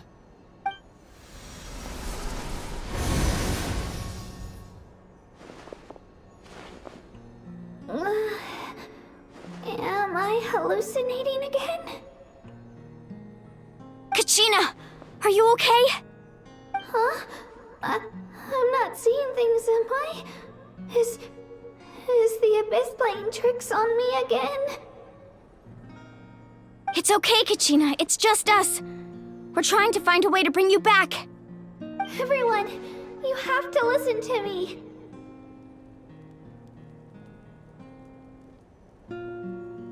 I've been investigating the Night Kingdom this entire time, and I figured out what's wrong. The Wyab is being affected by the Abyss. I was waiting for the Wyab to send me back, but then this really strong monster came in and it almost killed me.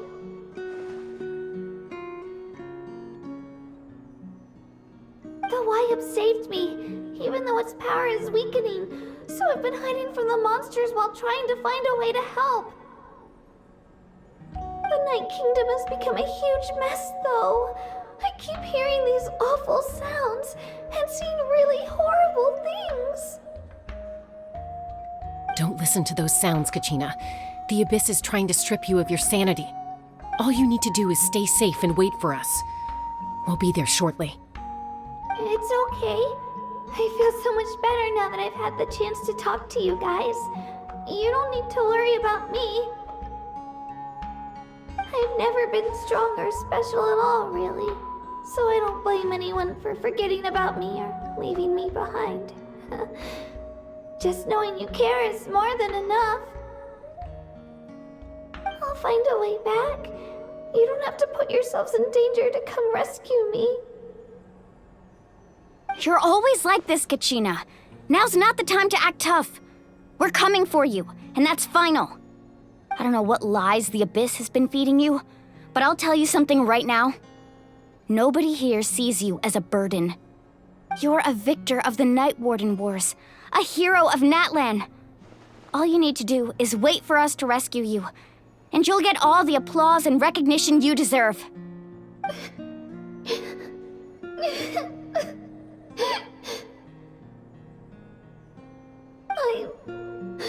I'm really scared. Everything's so dark and creepy here. And I want to go home. Still, I don't want you to put yourselves in danger because of me. I don't want to hold anyone back ever again. All you need to do is place your trust in us, just like you always have. No one fights alone. We're not leaving you behind. Not ever.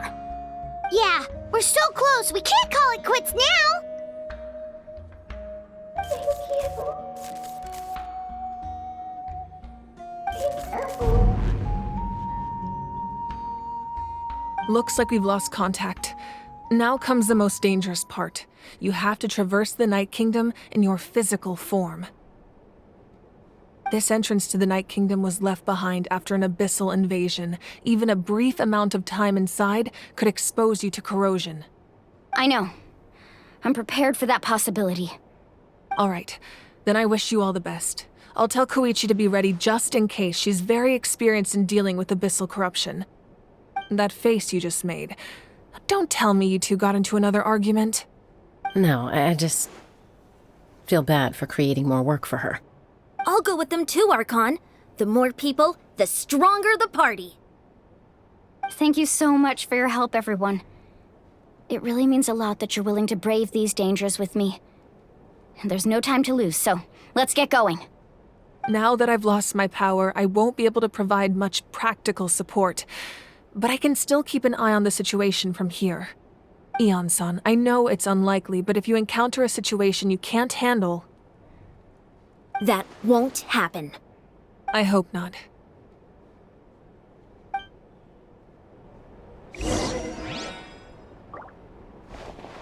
Be careful out there. I'll observe the situation from here.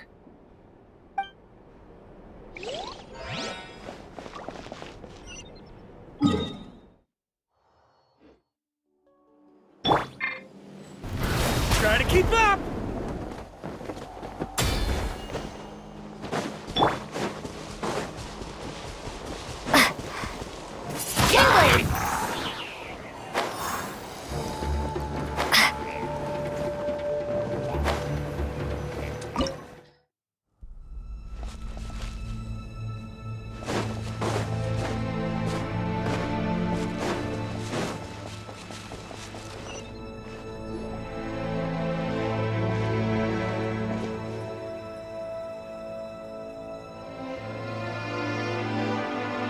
So we're underneath Natlan right now?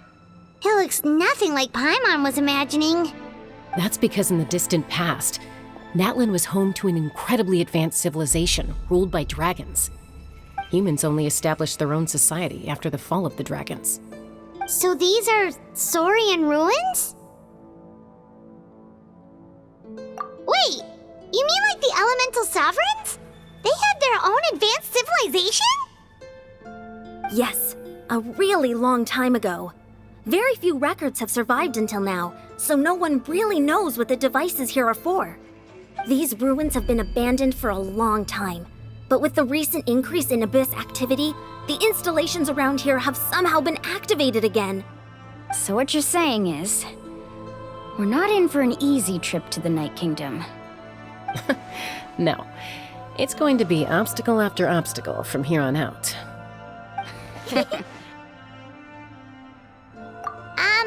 Why are you all laughing like that? It's creeping Paimon out. It's the pre-adventure excitement kicking in, right guys? Of course. I'm eager to get started. Then let's go. We won't let anything stand in our way.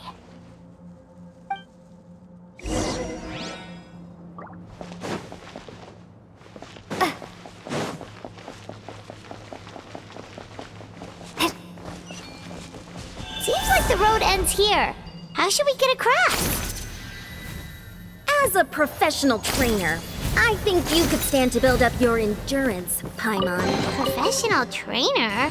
Paimon thought you were a warrior from the Collective of Planning. Well, that goes without saying. But I actually work as a sports coach. I provide professional guidance for many of Natlan's popular sports. And I don't just mean physical training.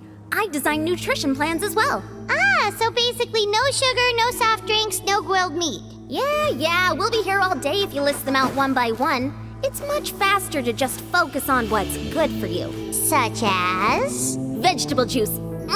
Want some? You know, Ian-san, Paimon feels like the two of us might not see eye to eye.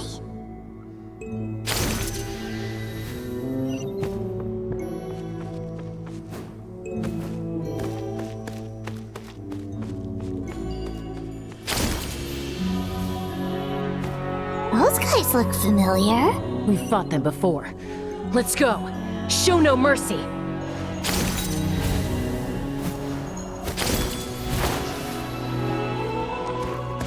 Begone! Look, direct Thunder! sweeping in! Thunder!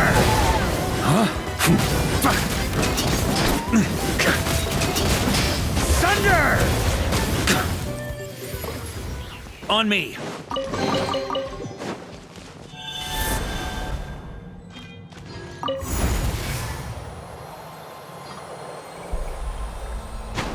Whoa! The place we need to go seems really high up.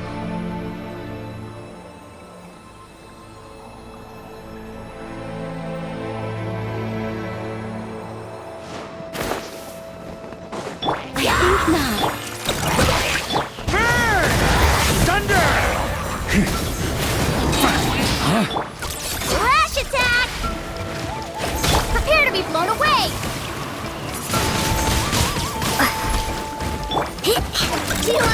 Be gone!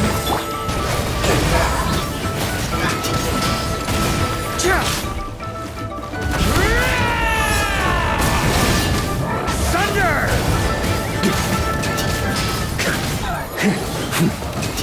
On me.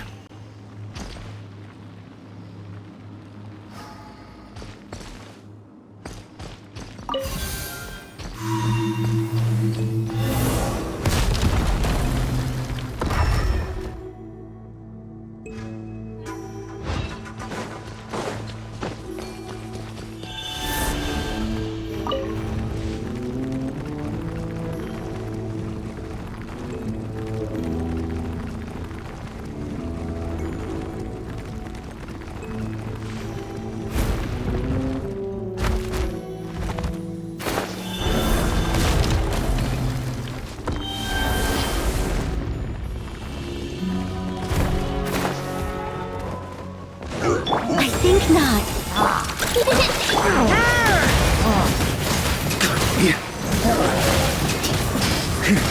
Thunder!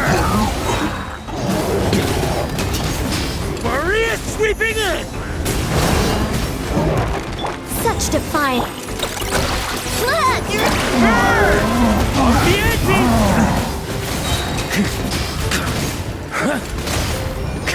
Thunder!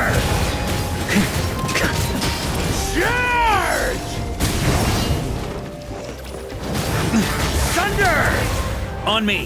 Burn!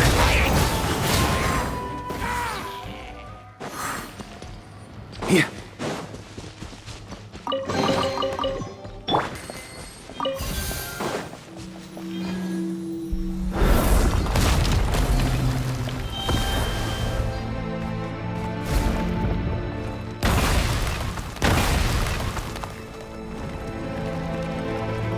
This is the final stretch. We just need to climb up, and we'll be there. Nothing to it. Easy for you to say.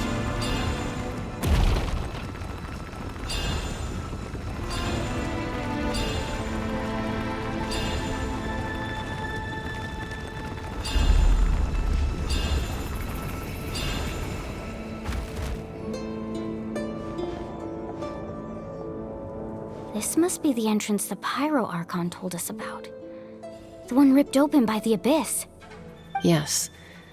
There's something in the depths of this place that feels familiar, yet also foreign. We actually have to go in there? Okay, Paimon just needs to psych herself up. Don't push her through before she's ready.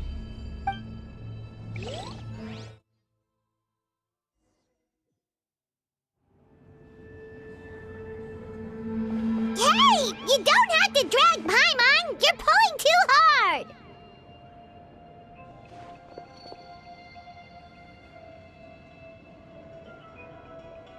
Looks like we made it. This is the Night Kingdom.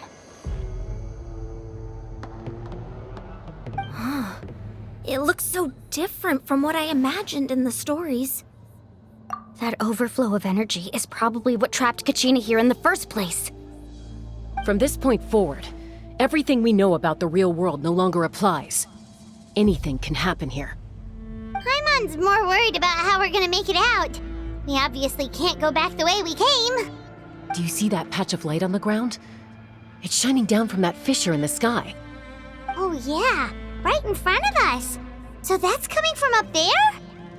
Oh, it's so high up. Did we really fall that far down? Just like I said, our real-world knowledge doesn't apply here. We fell all this way, yet came out completely unscathed. If this was the real world, we'd have to climb our way back up to the entrance.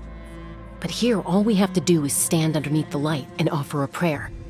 That's it? Right. We still got a job to do. So that means all we need to do is find Kachina and bring her to this location. Exactly. This light is streaming in from the real world. It's a link between the two realms. The terrain looks difficult to navigate, and the visibility's not great either. How are we supposed to find Kachina in these conditions? Yeah, these floating black things don't look super friendly either. Those are all manifestations of abyssal power. Be careful. Ghost! A talking ghost! Calm down, I'm here to help. You're the ones who helped Vichama, right? Yes, I'm Vichama's friend, Malko. I was completely lost to this realm until I sensed a mysterious power calling out to me. It's like it was seeking me out, attempting to reassemble the pieces of who I used to be. Of course, it could only do so much. I'm sorry I can only appear before you in this imperfect form. No, we should be the ones apologizing. If the Spirit Speaker Stone hadn't become corrupted by the Abyss, we could have done much more. But we had to destroy it. Otherwise, Vichama and his tribe would have been in danger. Of course. Thank you for protecting him. I never imagined that, even after all these years, he'd still take such a risk for me. Under the power of the stone, it felt like our souls were connected. Turns out even our regrets were exactly the same. Whether in triumph or death, you want your best friend by your side. Exactly. That may not be in the cards for us, but it's not too late for you. You're looking for a young girl from the Children of Echoes, right? She's being chased by an embodiment of abyssal power. I'd like to help her while I'm still in this form, so follow me. Be careful. This place has been severely corroded by the Abyss. Paimon didn't realize it had gotten this bad. It's like a seething volcano ready to engulf our world at any moment. Ouch! Quick, get back here! You can't... Stick close to me. My power will be able to ward off attacks for the time being.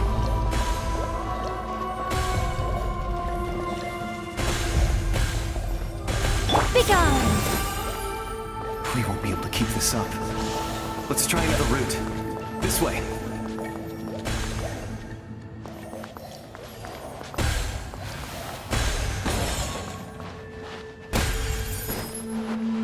I think not.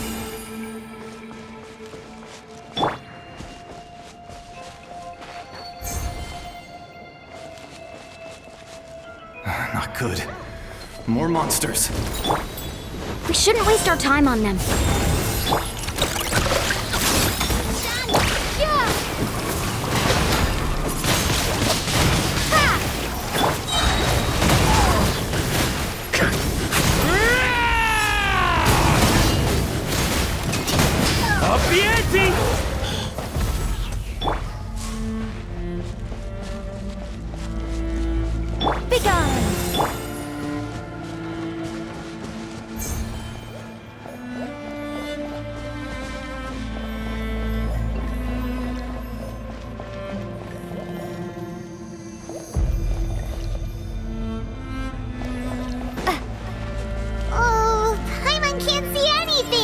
It's easy to get lost here. Just stick close.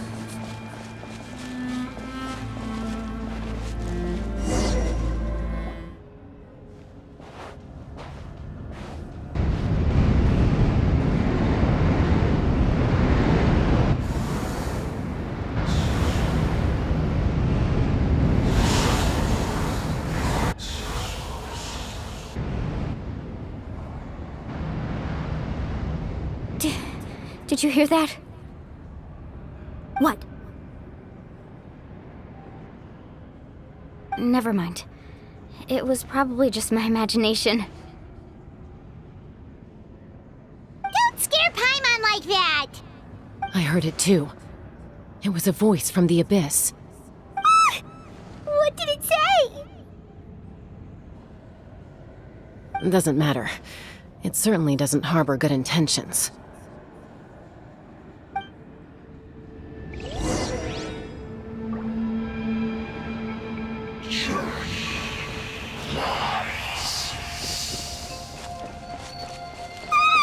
Paimon just heard it too! Let's keep going. Paimon wants to get out of this place!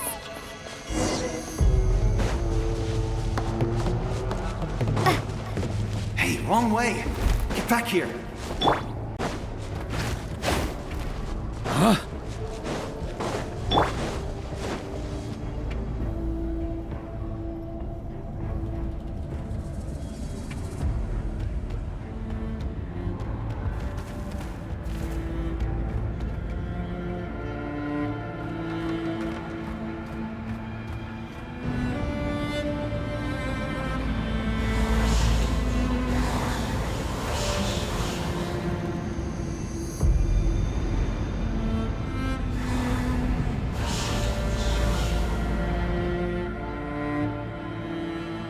We're here, Kachina!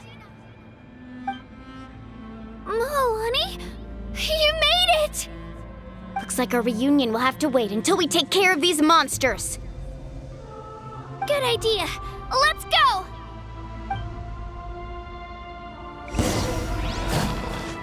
Let her rip! I think not. Our little secret.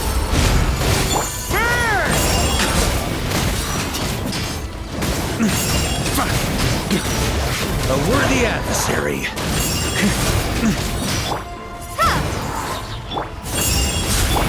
Good luck!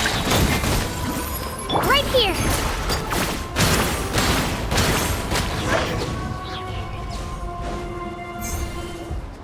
You're here. You're finally here. Thank you so much. That monster can appear from anywhere. It almost caught me a bunch of times.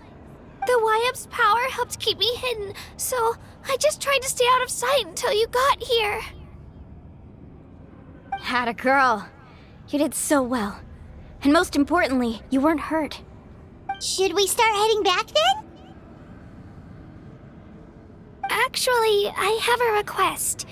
Will you come visit the Wyab with me? I can't exactly put it into words, but something's wrong with the Ode of Resurrection.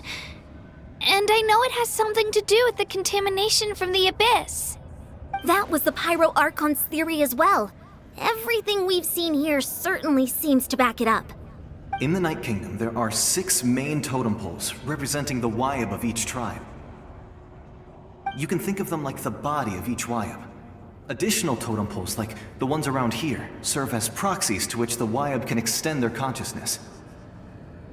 There are countless proxies scattered around the Night Kingdom. Through them, the Wyab can extend their consciousness over the entire realm and track down souls no matter where they roam. But if a proxy were to become severely contaminated, then a soul could become lost within the Night Kingdom. Judging by the current situation, I don't think we're dealing with just one contaminated proxy. Even if we could drive back the abyssal power from one of them, that probably wouldn't even put a dent in the problem. Still, we can't just leave the Wyab to suffer. It's protected me this whole time. I agree. We might even manage to draw out the monster that's been hunting Kachina. Getting rid of the monster might slow down the deterioration of the Night Kingdom.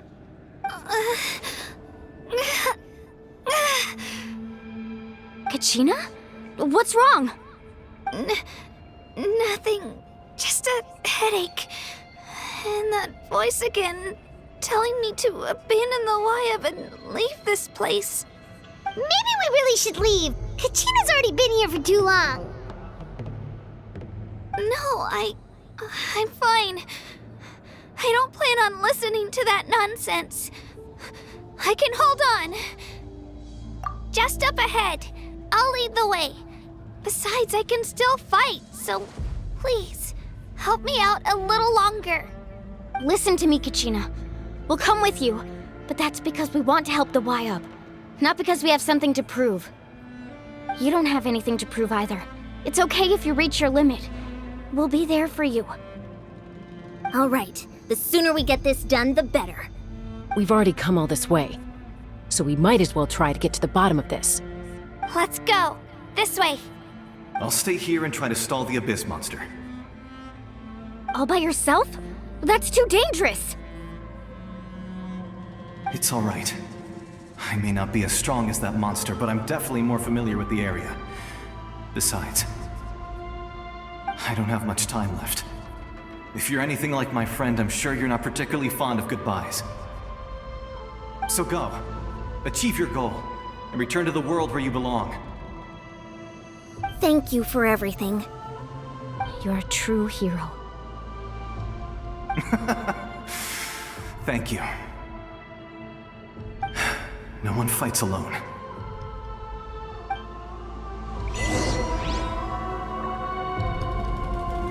Does your head still hurt? Let me help you walk. I'm fine. I'm fine. You should know I'm made of stronger stuff than that.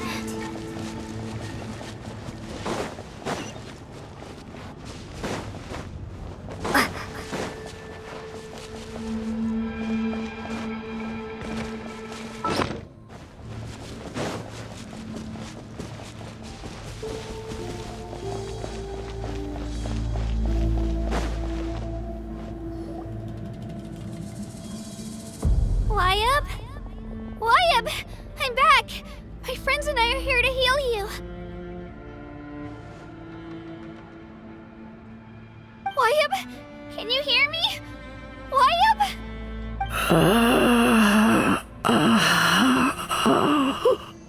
So we were right. The contamination is already too severe. It's preventing the Y-Up from answering our calls. All right, get ready, everyone. Time to purge the abyssal energy from this place.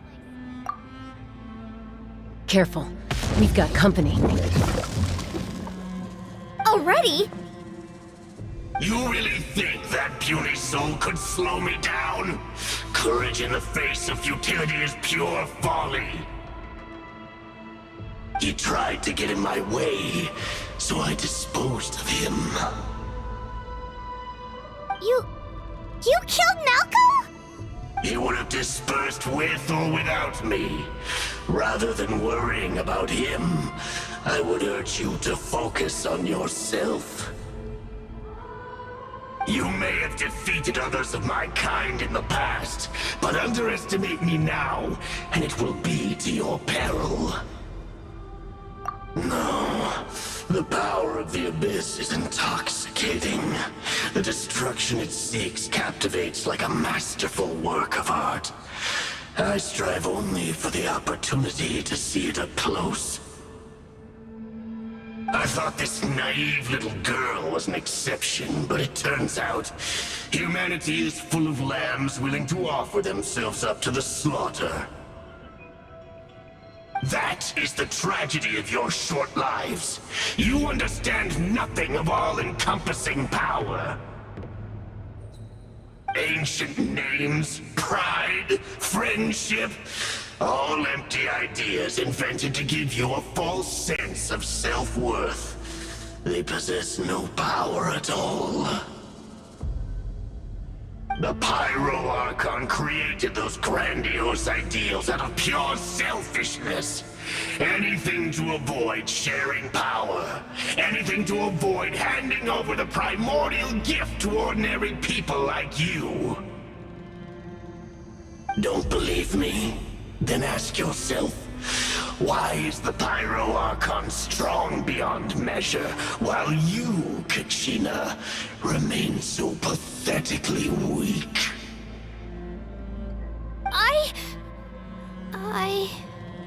Kachina! Give me your hand.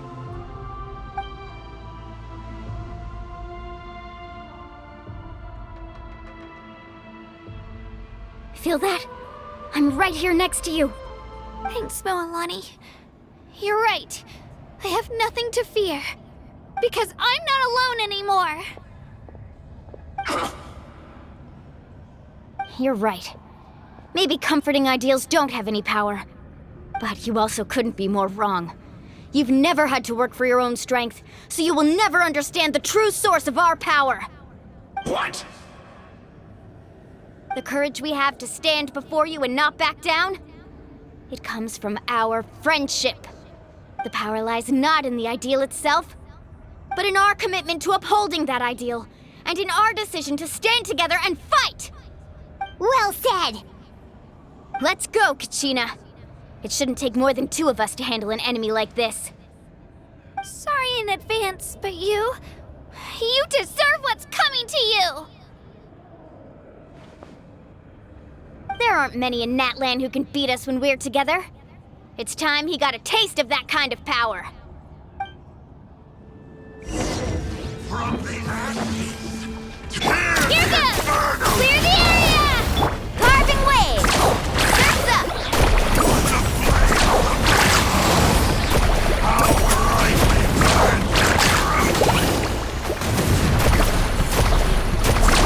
Amazing! Woohoo! Surf's up! Catch an epic wave! Woo! Shabam! Woohoo! Amazing!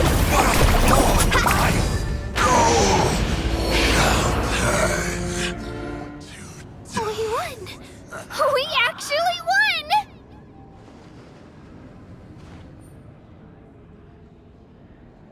That's what he gets for underestimating you two. Fantastic work, Kachina! Absolutely fantastic! This makes me so unbelievably happy. I'm happy too, Mualani. Together we really are unstoppable!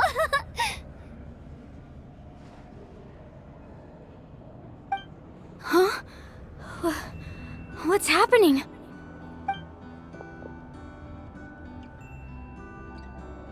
My ancient name is glowing? But I thought I didn't bring it with me. It's probably a projection from the real world, but that doesn't explain why it's glowing all of a sudden. Wait, does that mean you're...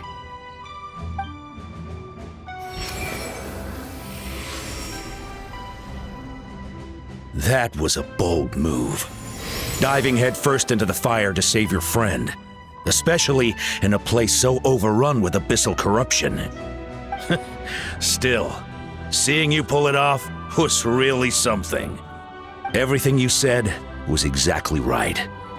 As isolated individuals, we stand no chance against the power of the Abyss. It took years' worth of scars and lots of unnecessary suffering for me to understand that for myself. The Pyro Archon's plan will unite us as one. Everyone has a part to play. Only then will we have the power to defeat the strongest of foes. Who are you? Tupac, a warrior from the people of the Springs.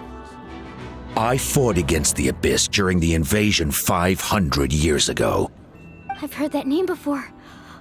You were the giant who saved all of Natlan. Since you were able to awaken my words from your ancient name, that means you have fully embodied the aspirations of the Wyab. Under the name Umoja, you shall unite the tribes and save Natlan from its impending doom.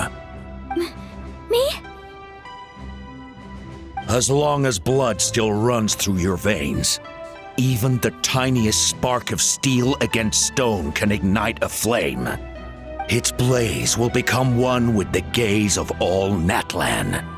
Even amid everlasting darkness, our bonds remain eternal.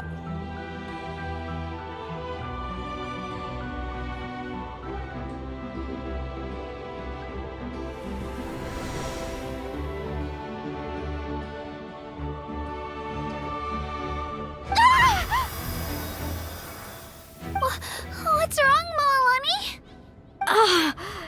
So many memories. My brain was just flooded with everything he once knew. So that's what happened. What do you mean? Did you just figure something out? 500 years ago, they foresaw the very crisis we're facing now. Efforts to save Natlan started all the way back then. We can go over the details once we get back. We shouldn't linger here longer than we have to. I know bits and pieces, but I had no idea Mualani was also part of the plan. This sounds like something that's going to need a lot of explaining. Let's focus on saving the Wyatt first.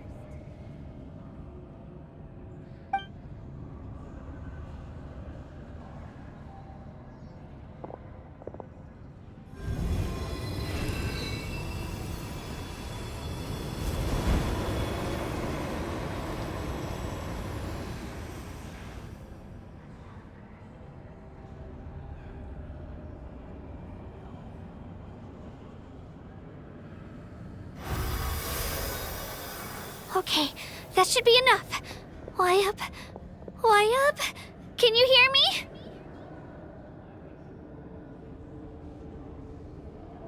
I hear your voice, Kachina. My dear child. Great.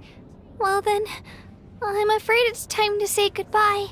I just wanted to make sure you were okay before we leave, but we can't afford to stay here any longer. I was going to ask why you bestowed an ancient name upon someone like me, but it's okay. I'll keep searching within myself for the answer. I'll never stop trying to improve my strength. One day, I'll live up to the hero you saw in me. You are already an outstanding child in my eyes, Kachina. No matter what happens. Huh? You are all my most beloved children. It has always been my honor to protect and nurture you. Your ancient name is just that, a name. Much like your parents chose to name you Kachina, I also gave you a name, but it need not define you. Focus on who you want to be.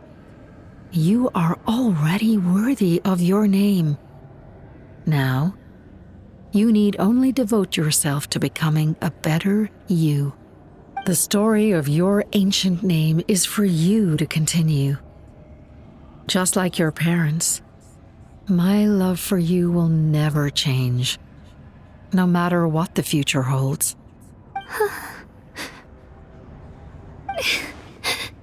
Thank you, Wyatt. It gladdens me to see the Pyro Archon's plan move another step towards completion. But it's time for you to leave this place. The situation here is getting worse. Go now, my children.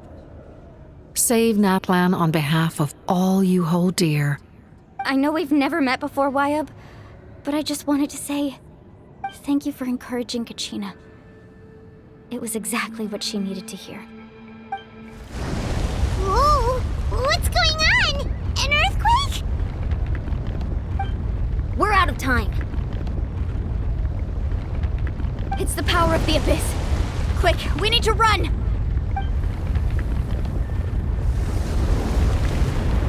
It's a Sealy! The Sealy opened the way for us!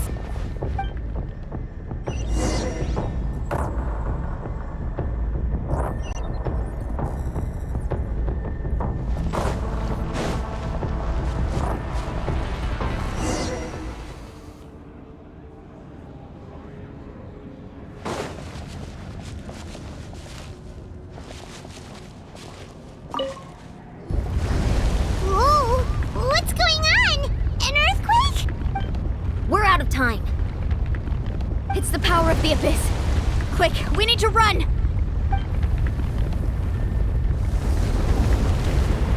It's a Sealy! The Sealy opened the way for us!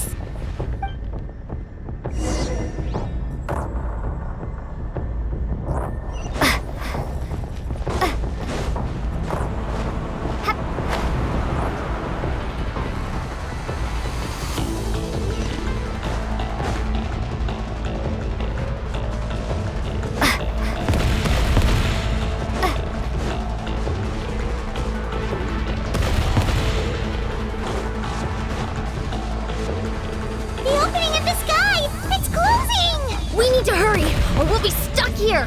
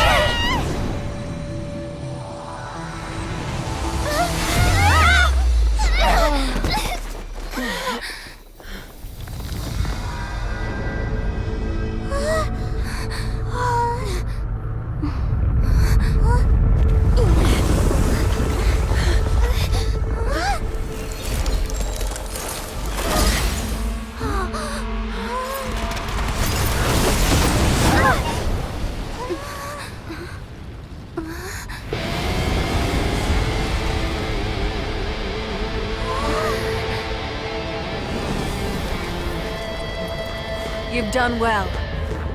Now come home.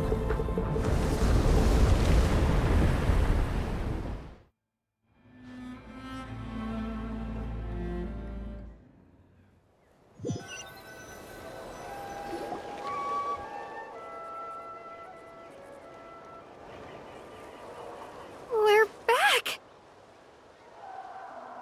The Pyro Archon saved us. But she's not here. Yeah, didn't she say she used it all up? She's still in the speaker's chamber. What we saw in the Night Kingdom was just her consciousness. So you're saying her consciousness did all that? Every great display of power comes at a price.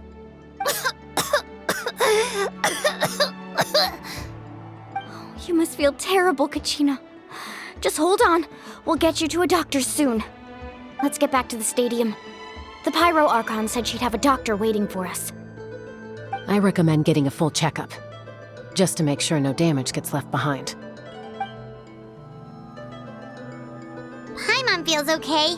What about you, Traveler? Right. You always seem to do pretty well against the Abyss. Let's get going. We need to share what we learned in the Night Kingdom as well. Right. The Wyatt mentioned something about the Pyro Archon's plan. What is it exactly? I'll let her explain everything. We're all a part of the plan now. Every move we make from here on out will decide Natlan's ultimate fate.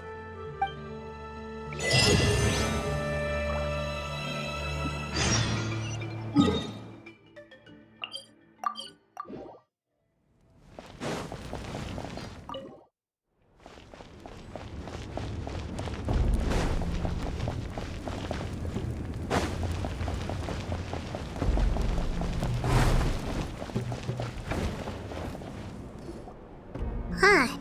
There's a lot less stuff here than before. It's good to see you all here in one piece. I know you must have a lot of questions, but let Koichi check you over first. It's best not to let any lingering effects of the Abyss go untreated. Thank goodness you made it back. I came here as soon as the Pyro Archon told me about your plan. Take a seat, everybody. I'll examine you one by one.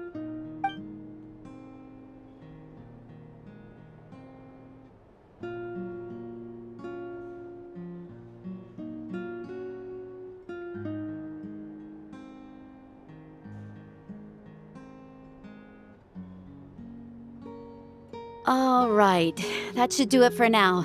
But just to be safe, I'll perform another checkup in a couple of days. I have to say, though, I've never seen anyone react to the Abyss like you, Traveler. It's like you're completely immune to its power. She's always been special like that. She can even purify its power.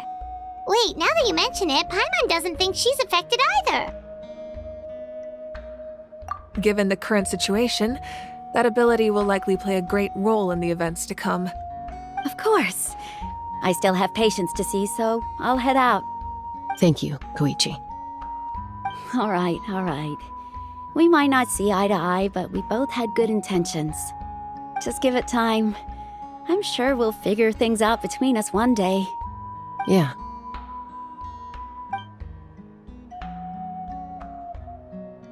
All right. There's so much to discuss, I don't even know where to begin. You've seen it for yourselves now.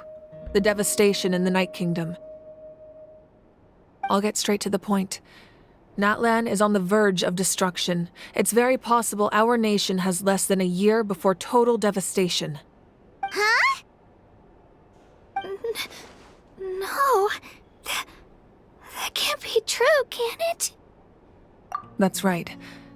But I've only ever disclosed that fact to the handful of people working with me to save this nation. Our looming destruction is not a recent development, but the inevitable conclusion of the disaster the Abyss initiated 500 years ago. Mualani told us a little bit about that. 500 years ago, all the nations of Teyvat were invaded by the Abyss. Unlike the other nations, Natlan never had stable and deep-rooted ley lines, so we suffered the worst of the invasion. The battle against the Abyss was exceedingly long and brutal. In the end, victory came at the cost of our civilization and countless lives. Even then, it took centuries of solving the disasters caused by the Abyss to finally achieve the peace we know today. And still, this is but a superficial victory. The forces of the Abyss have merely been driven back underground. Their threat to Natlan remains as real as ever. I'd never have guessed. The problems plaguing the Night Kingdom are all the more complicated because that realm is essentially functioning as Natlan's ley lines. Immediately after the war, our calculations estimated that we would have a maximum of 500 years before the Night Kingdom was completely lost to the Abyss. But at that time, we were a nation of the destitute. Our people no longer believed in victory, nor did they hold hope for the future. Our civilization was dying, our faith crumbling, and the line of power passed down from the Wayab nearly severed. If we didn't bring the nation back together, it would be foolish to even dream of defeating the Abyss in the future. So, the Archon had a long and involved discussion with the heroes of each tribe, and finally came up with a 500-year-long plan to save Natlan. So that's what happened. After finding Kachina, I encountered a strange figure who gave me a series of new memories. Since the plan was mentioned in those memories, I guess I've been chosen to play an important role in it. But there's still something I don't understand. Those memories showed me the Pyro Archon from back then. And it was you. Huh? But that doesn't make any sense. The Pyro Archon is supposed to be human. It's impossible for a human to live that long. That's right. The hardest thing for humans to overcome has always been time, or rather, the natural limitations of our lifespan. A god can extend a human's life by using a certain amount of divine power, or subjecting them to a curse. But, as we all know, Natlan doesn't have gods like that. We can only rely on our own methods. A human life is like a flame destined to be extinguished. 500 years ago, I placed my life within the sacred flame. Only by dying before my time could I have the chance to wake up again. So, in other words, this is your second life? Yes. We only managed to defeat the Abyss all those years ago because the tribes came together as one. If the Natlan of the future was to have a fighting chance, the Pyro Archons that came after the war had to rebuild the decimated tribes. The goal was to reunite the people and restore the strength of each tribe's Wayab. Once a tribe was back to its full strength, the tribe's Wayab would select a hero, indicating the tribe was once again ready for war. The Chosen would then stand by my side in defense of our nation, just like great heroes of old 500 years ago. So that means I'm one of the Chosen? That's right. You bear the ancient name Umoja, the same one held by the hero from your tribe 500 years ago. It means unity. After your adventure in the Night Kingdom, I trust you've come to fully understand the meaning of that name. So in other words, you always knew who the Wayab were going to pick from each tribe? Yes. According to the plan, each tribe was supposed to have been fully restored by the time I awoke. But something went wrong along the way. The 6 heroes successfully inherited the ancient names from 500 years ago, but the intel regarding the plan wasn't passed on to them. Once again, it comes down to the deterioration of the Night Kingdom. Communication between the Sacred Flame and the Wayab has been blocked. Just like how the Ode of Resurrection failed to bring Kachina back. Exactly. It's just another tactic the Abyss is using against us. The Abyss may not possess intelligence, but its methods certainly aren't easy to counter. If we want to unblock that information from being passed on, my presence alone isn't enough. The ancient name-bearer must establish a greater connection to their name. So, I've tried my best to help them from the sidelines. Currently, Shalonen of the Children of Echoes, Kinich of the Scions of the Canopy, and Iansan of the Collective of Plenty have all been acknowledged by their names. During your adventure, you too earned the acknowledgement of your Wayab Mualani. In the process, you gained the memories stored within your name. But we have less than a year! Yes, but we have no choice. We cannot start the plan until all the heroes have been gathered. That's also why I haven't been able to take action despite the urgency of the situation. But if you knew this whole time, why didn't you just tell me about my role in all this? Wouldn't that make everything go a lot faster? Perhaps, but the opposite could also be true. Knowing your destiny too early could mean failing to realize your full potential. Just like your determination to save Kachina, I hope your commitment to this endeavor comes from your own strength of will, rather than a sense of obligation. So I suppose you're not going to tell us who the final two heroes are then? That's right. Their time is yet to come. Putting pressure on them beforehand will only hinder their development. I can only trust in the judgment of the Wayab. I have never believed I could solve this crisis alone. In fact, it was precisely because I chose to trust and rely on others that we managed to get this far. Natlan's salvation lies not in its Archon or any singular individual, but in us all. You're quite perceptive, aren't you? I thought I might get away with avoiding the topic. Huh? Oh, right! All the stuff you stored here before, where did it all go? Even though I sacrificed my power, I still needed a contingency plan to ensure you would make it back from the Night Kingdom. After all, I was the one who allowed you to take that risk, and Mualani has an important role to play in my plan. In addition to their sentimental value, the items I stored here held a much more important purpose: fuel. Fuel? So back then, that's why you... Yes. The stories embodied by those items are certainly important, but there's an even more significant trait they all share. Every item belonged to a hero of Natlan. Over time, they became imbued with a certain amount of contending fire from being carried in battle. On their own, each item's power is limited, but together, their combined effect can prove quite useful in a dire situation. By burning those items, I was able to activate the contending fire stored within them to open the boundary between the two worlds. It was a rather crude approach, so all their power was depleted in an instant, as you can see. But weren't they all precious treasures? What about their stories? That's exactly why I dragged you all here. No matter what, I never wanted the Pyro Archon to have to use that power. Oh, I'm so sorry. You have nothing to be sorry for. You all deserve my thanks, actually. If you hadn't saved the totem pole, that area of the Night Kingdom would have been forever lost to the abyss. And then, it would only be a matter of time before the Children of Echoes was met with disaster. Besides, when those heroes entrusted their belongings to me, or the Pyro Archon of their time, it was out of a desire to contribute to Natlan's survival. If they knew those items helped save the present-day heroes of Natlan, they would not mourn their loss. Even when you put it that way, I still feel bad. There's no need. Remember what I told you about time? The people and the events of the past are never truly lost to us. We simply carry them with us in a different form.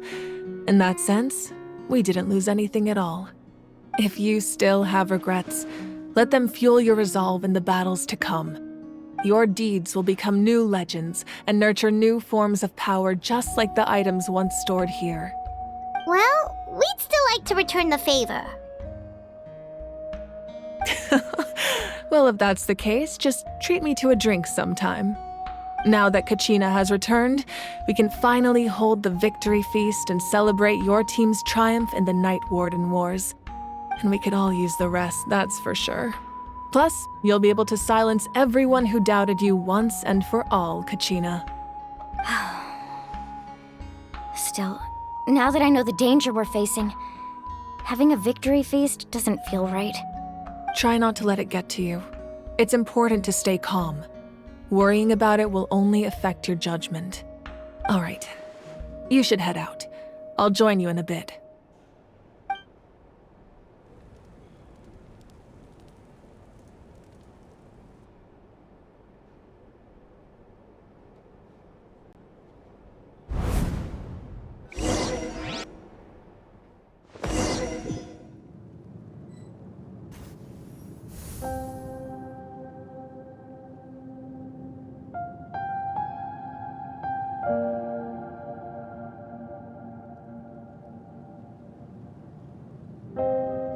When I was young, I used to sit by the hot springs and listen to the stories of warriors from all over Natlan.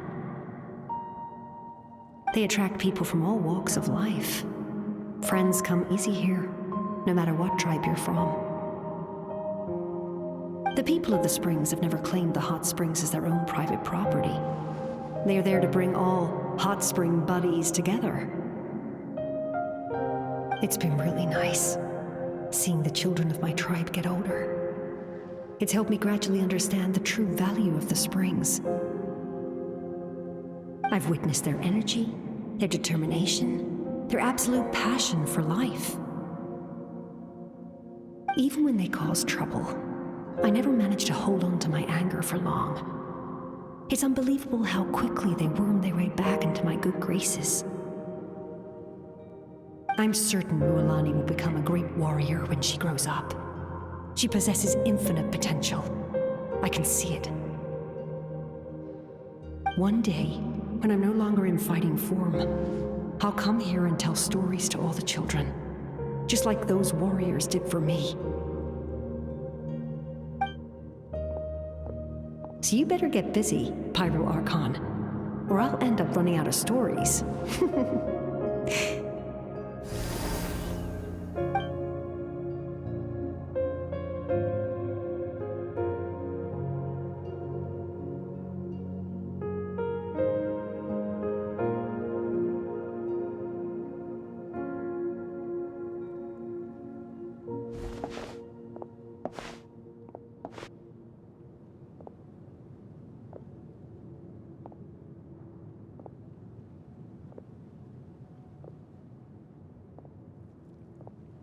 Our nation is engulfed in darkness. Our tribes stand divided, and yet you promise victory in the distant future.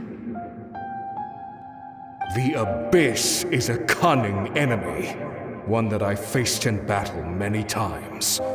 Were that not the case, I would never understand exercising this degree of caution. My rage will never know absolution. Then my power will no longer aid you in victory. But you came to me because you knew you could convince me with just a single sentence. I understand your choice. The heroes of today will forge the path ahead with blood and fire. Just remember to earn us the victory we are owed. Otherwise, rest assured, I'll find a way to collect the debt. For Natlan.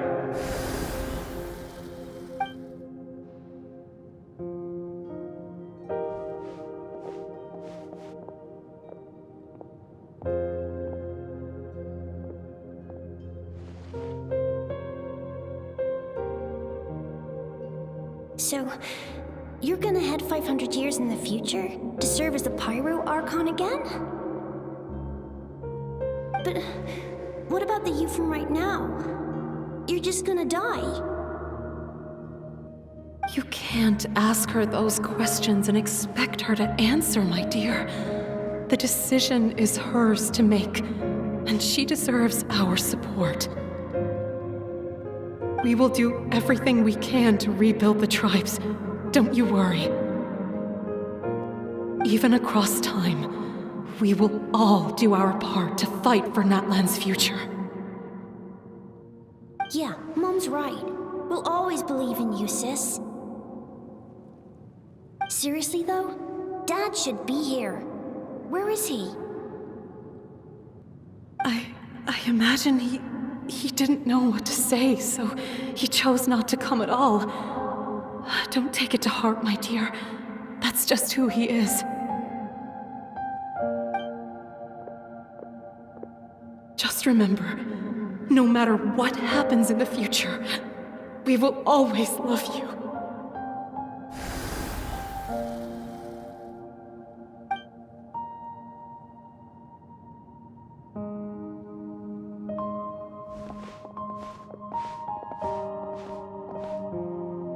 I'll come find you one day. I know I can't live that long, but I'll think of something. There has to be a way for us to meet again one day. If there's an answer out there somewhere, I'm gonna find it. So, don't forget about me.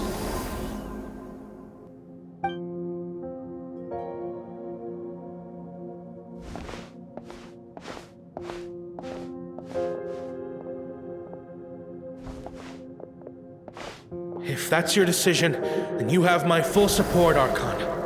May our children live to see such a lovely son. For Natlan! No one fights alone.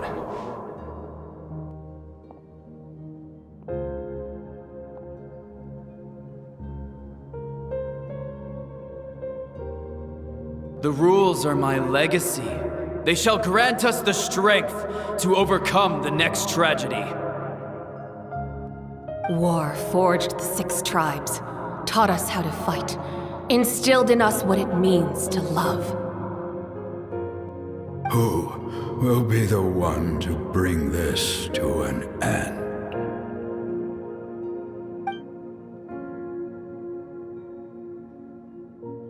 We are the inheritors of memory and legend.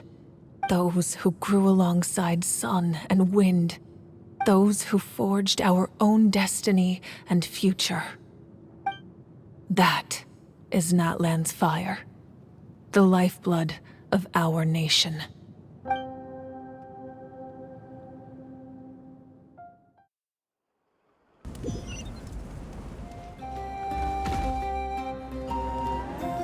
Koichi! You here for the victory feast too?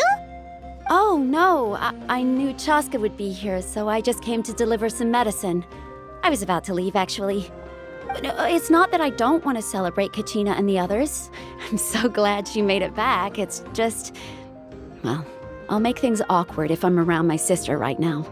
Ah, well, you two had a fight, so Paimon can understand. She didn't cause any trouble during your trip, right? Yeah, she was super helpful. She gave us a lot of useful information about the Abyss. That's good. That's all I needed to know. Is there a reason you asked? You were pretty outspoken when we first met, but now it's like you're holding something back. Maybe it seemed unreasonable, picking that fight with her before you left, but I did it for a reason. Her impulse to fight is extremely strong. Her mental strength helps her rein it in, but she still loses control sometimes. I had no idea what you might face in the Night Kingdom, so I didn't want to take any chances. So what you're saying is... Okay, so maybe it sounds a little stupid, but it works pretty well. It helps her keep her cool for a little while, at least. Anyway, I'm just glad you were able to make it back safe and sound. That's all I wanted. But do you really have to go that far? Can't you just talk it out? No way. Chaska never opens up about her own pain, especially to her family. She can't learn about this, or it'll be even harder to help her. I appreciate the understanding, and don't worry. I'll find a way to help her ease this burden. Anyway, I need to get going. Enjoy the celebration. Oh, and if you ever need a doctor, you know who to find. Huh. Who would have thought there was a deeper reason behind their arguing? In the end, it's all the Abyss's fault. Paimon's had enough of them.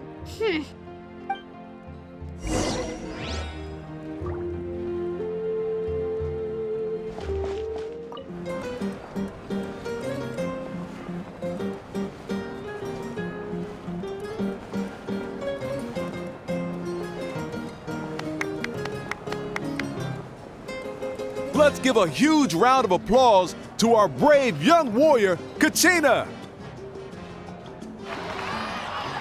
Woohoo! Well done, Kachina. Thank you, everyone. I'm so glad I finally made it.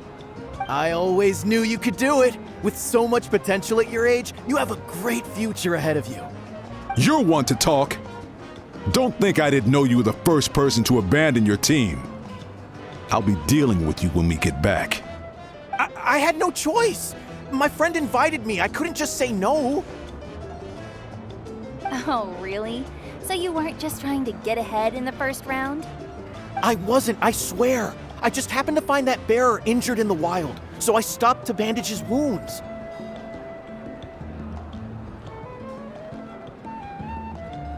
When he insisted on repaying the favor, what was I supposed to do? I'm just one person. I figured Kachina would have no trouble replacing me. But the fact of the matter is that after your departure, everyone else started thinking about swapping teams too. I'm really sorry, Kachina. It was wrong of us to abandon you like that.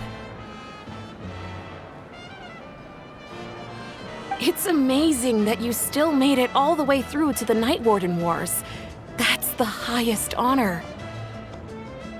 So, what about you guys? Did you make it far? Our team captain drank too much the night before the competition and turned up late to the stadium on the day. We got disqualified.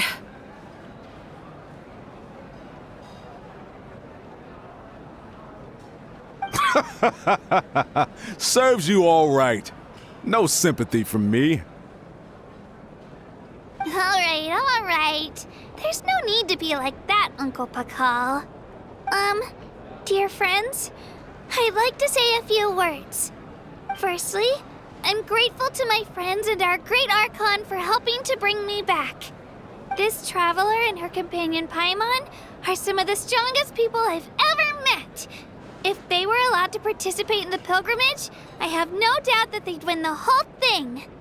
They've agreed to let me learn from them. With their help, I believe I can become even stronger still. And let's not forget my good friends, Moalani, Chaska, Kanich, and Ayan-san. They all helped the Traveler and Paimon figure out a way to bring me back from the Night Kingdom. They too deserve to be called our heroes, so please give another round of applause for them. Thank you so much. Well said! I'll drink to that. How does it feel being a hero, Kachina? To be honest, it's a bit overwhelming. It all just feels so surreal. Well, you better get used to it. Next up, undefeated champion! Hey, please don't make fun of me.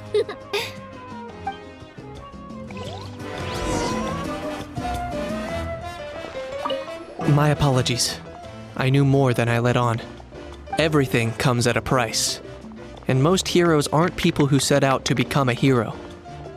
If you cling too tightly to your goal, you end up losing things that are far more precious. But in any case, we're now on the same page. I wonder how long before the two final heroes appear, from the Flower Feather Clan and the Masters of the Nightwind.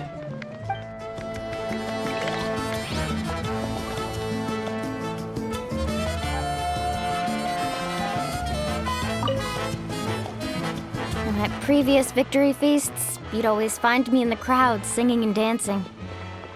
But after what I found out today, it's too much. I'm still trying to process it. It does feel weird seeing you so out of sorts.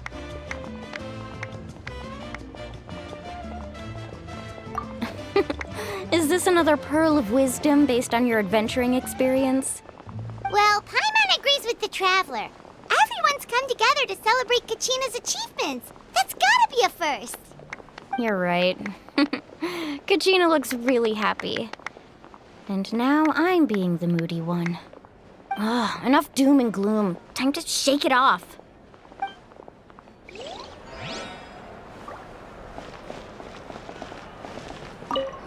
cost us a lot, but we got Kachina back safely, and that's what matters. There'll be even tougher challenges coming our way in the days ahead, though. We'll have to train harder, make sure we're in peak condition. That includes you, Paimon. I can do a special one-off session to show you the ropes. Interested? No thanks.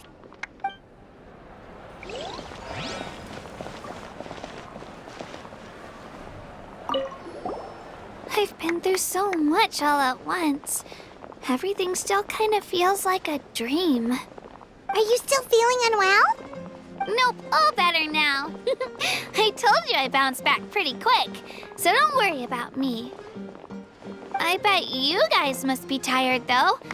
Make sure you get some good rest tonight. You gotta recharge so you'll be in the mood to have fun.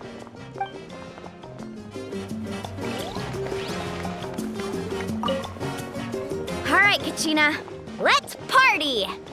I'm a little embarrassed. Don't be. Come on, you're the star of the show today.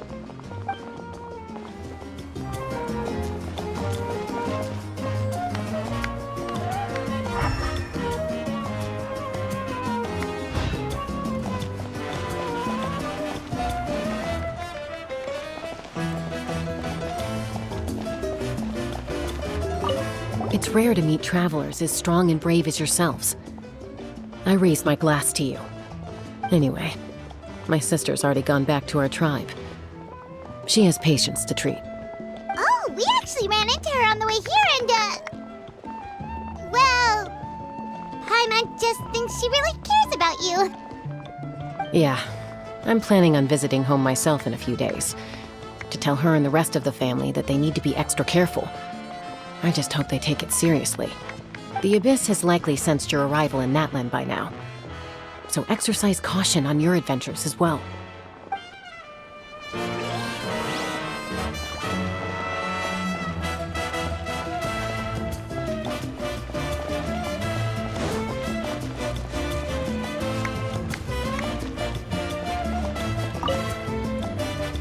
Ah, you're here. Have some fruit juice. I got it specially for you two. How did you know? That's Paimon's favorite! You look like you've still got questions. Ask away. Because they had their own lives to live. The thought of telling them, abandon your families and everyone you love, and come with me to the end of time, for in 500 years Natlan will be destroyed, it seemed too cruel. You could just as easily point out that everything in this world would come to an end eventually. But life is short. And beyond a point, it just doesn't seem real. Imagine if I said, let's leave right now, and go save the sun because it'll flame out in a few million years. It would sound quite ridiculous. I couldn't make them shoulder that burden with me. Besides, every generation will have its heroes, this one included. The plan could still work without them. Or, of course, without me. But since I was the one who came up with the plan, I felt duty-bound to see it through to the end. Paimon's suddenly remembering that portrait in your room. Was that your family from back then? Yes, it was. So when you asked me who my sister grew up to be, the truth is that very little information survives. From what I've been able to piece together, I can conclude with a reasonable degree of confidence that she ended up as an architect and artist. She played an instrumental role in rebuilding the scions of the Canopy tribe, designing and building many houses. But of course, none of her buildings are around anymore. Still, it was an impressive achievement, and I'm very proud of her. You feel loss keenly. It seems to stir up feelings of regret in you. But this is something I have long since come to terms with. This is a war, and there can be no war without loss. I am already far more fortunate than those who lost their lives to the Abyss. The people of Natlan look to me as their Archon, and the weight of their expectations is mine to bear. I must see our fate through to the very end, no matter what I may find there.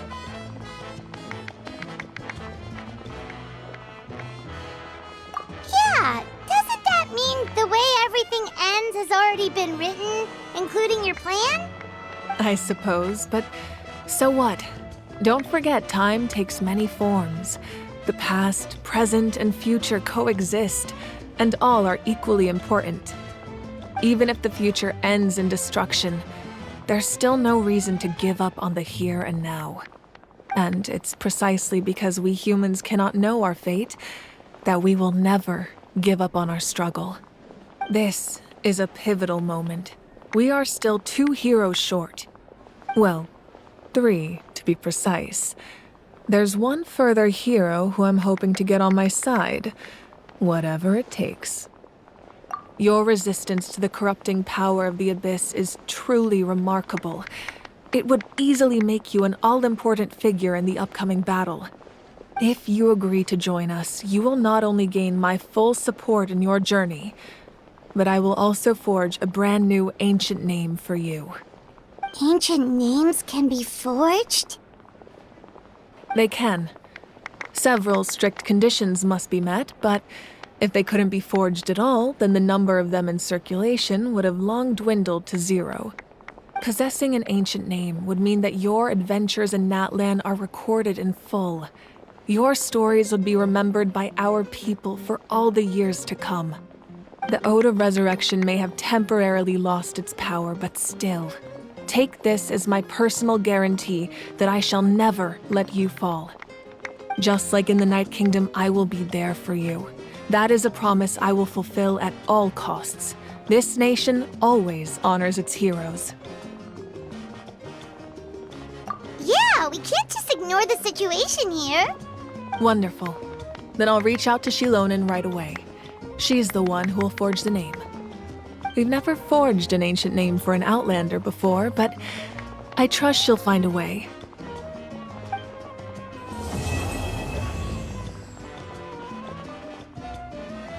My lord, we've received word that the Pyro Archon has lost much of her power.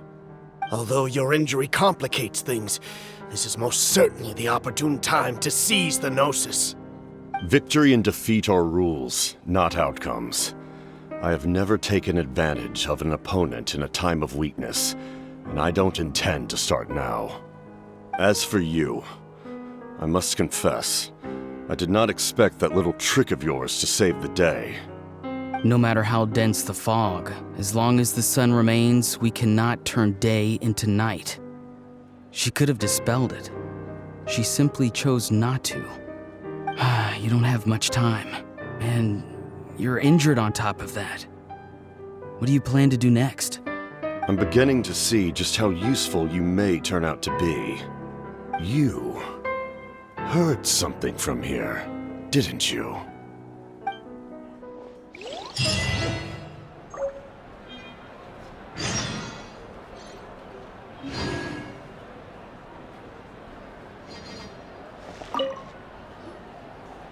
Oh, something else you'd like to ask?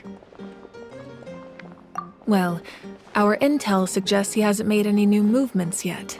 Although Kenichi's investigation helped us confirm that he's being aided by someone from the Masters of the Nightwind. I'm getting closer to narrowing down who that may be, but it's still unclear whether this person aided the captain out of willingness or coercion. If you learn anything about this during your adventures, please let me know. Oh, something else you'd like to ask? The Abyss is the most formidable enemy in all of Teyvat. In the beginning, it took failure and tragedy to even begin to learn how to fight back. All of the methods you've seen in other nations were developed based on experience and insight passed down over generations. We know them to work, but few of us actually understand why. It's the same for the method we use here in Natlan. Ever since ancient times, elemental energy has been one of our most reliable weapons against the Abyss. As for the principles behind it, I'm afraid you might have to seek answers from someone older than the position of Pyro Archon itself. Oh, something else you'd like to ask? That also comes down to the long-standing effects of the Abyss. Our people's survival is inextricably tied to the Wyab, but their power has its limits. They cannot offer our people the same degree of protection outside our borders. In fact, people who do decide to leave often suffer from memory loss and emotional issues. Everyone in Natlan understands this. That's why our people never leave without a good cause. Even if someone is left with no choice, the chief of their tribe must seek approval with the Wyab to grant them leave. And the Wyab have always been very strict about granting that approval, since extending protection beyond our borders means consuming power reserved for our fight against the Abyss. Still, there's no need to worry. The Wyab extend their protection to all within Natlan, including visitors from afar. Oh, something else you'd like to ask?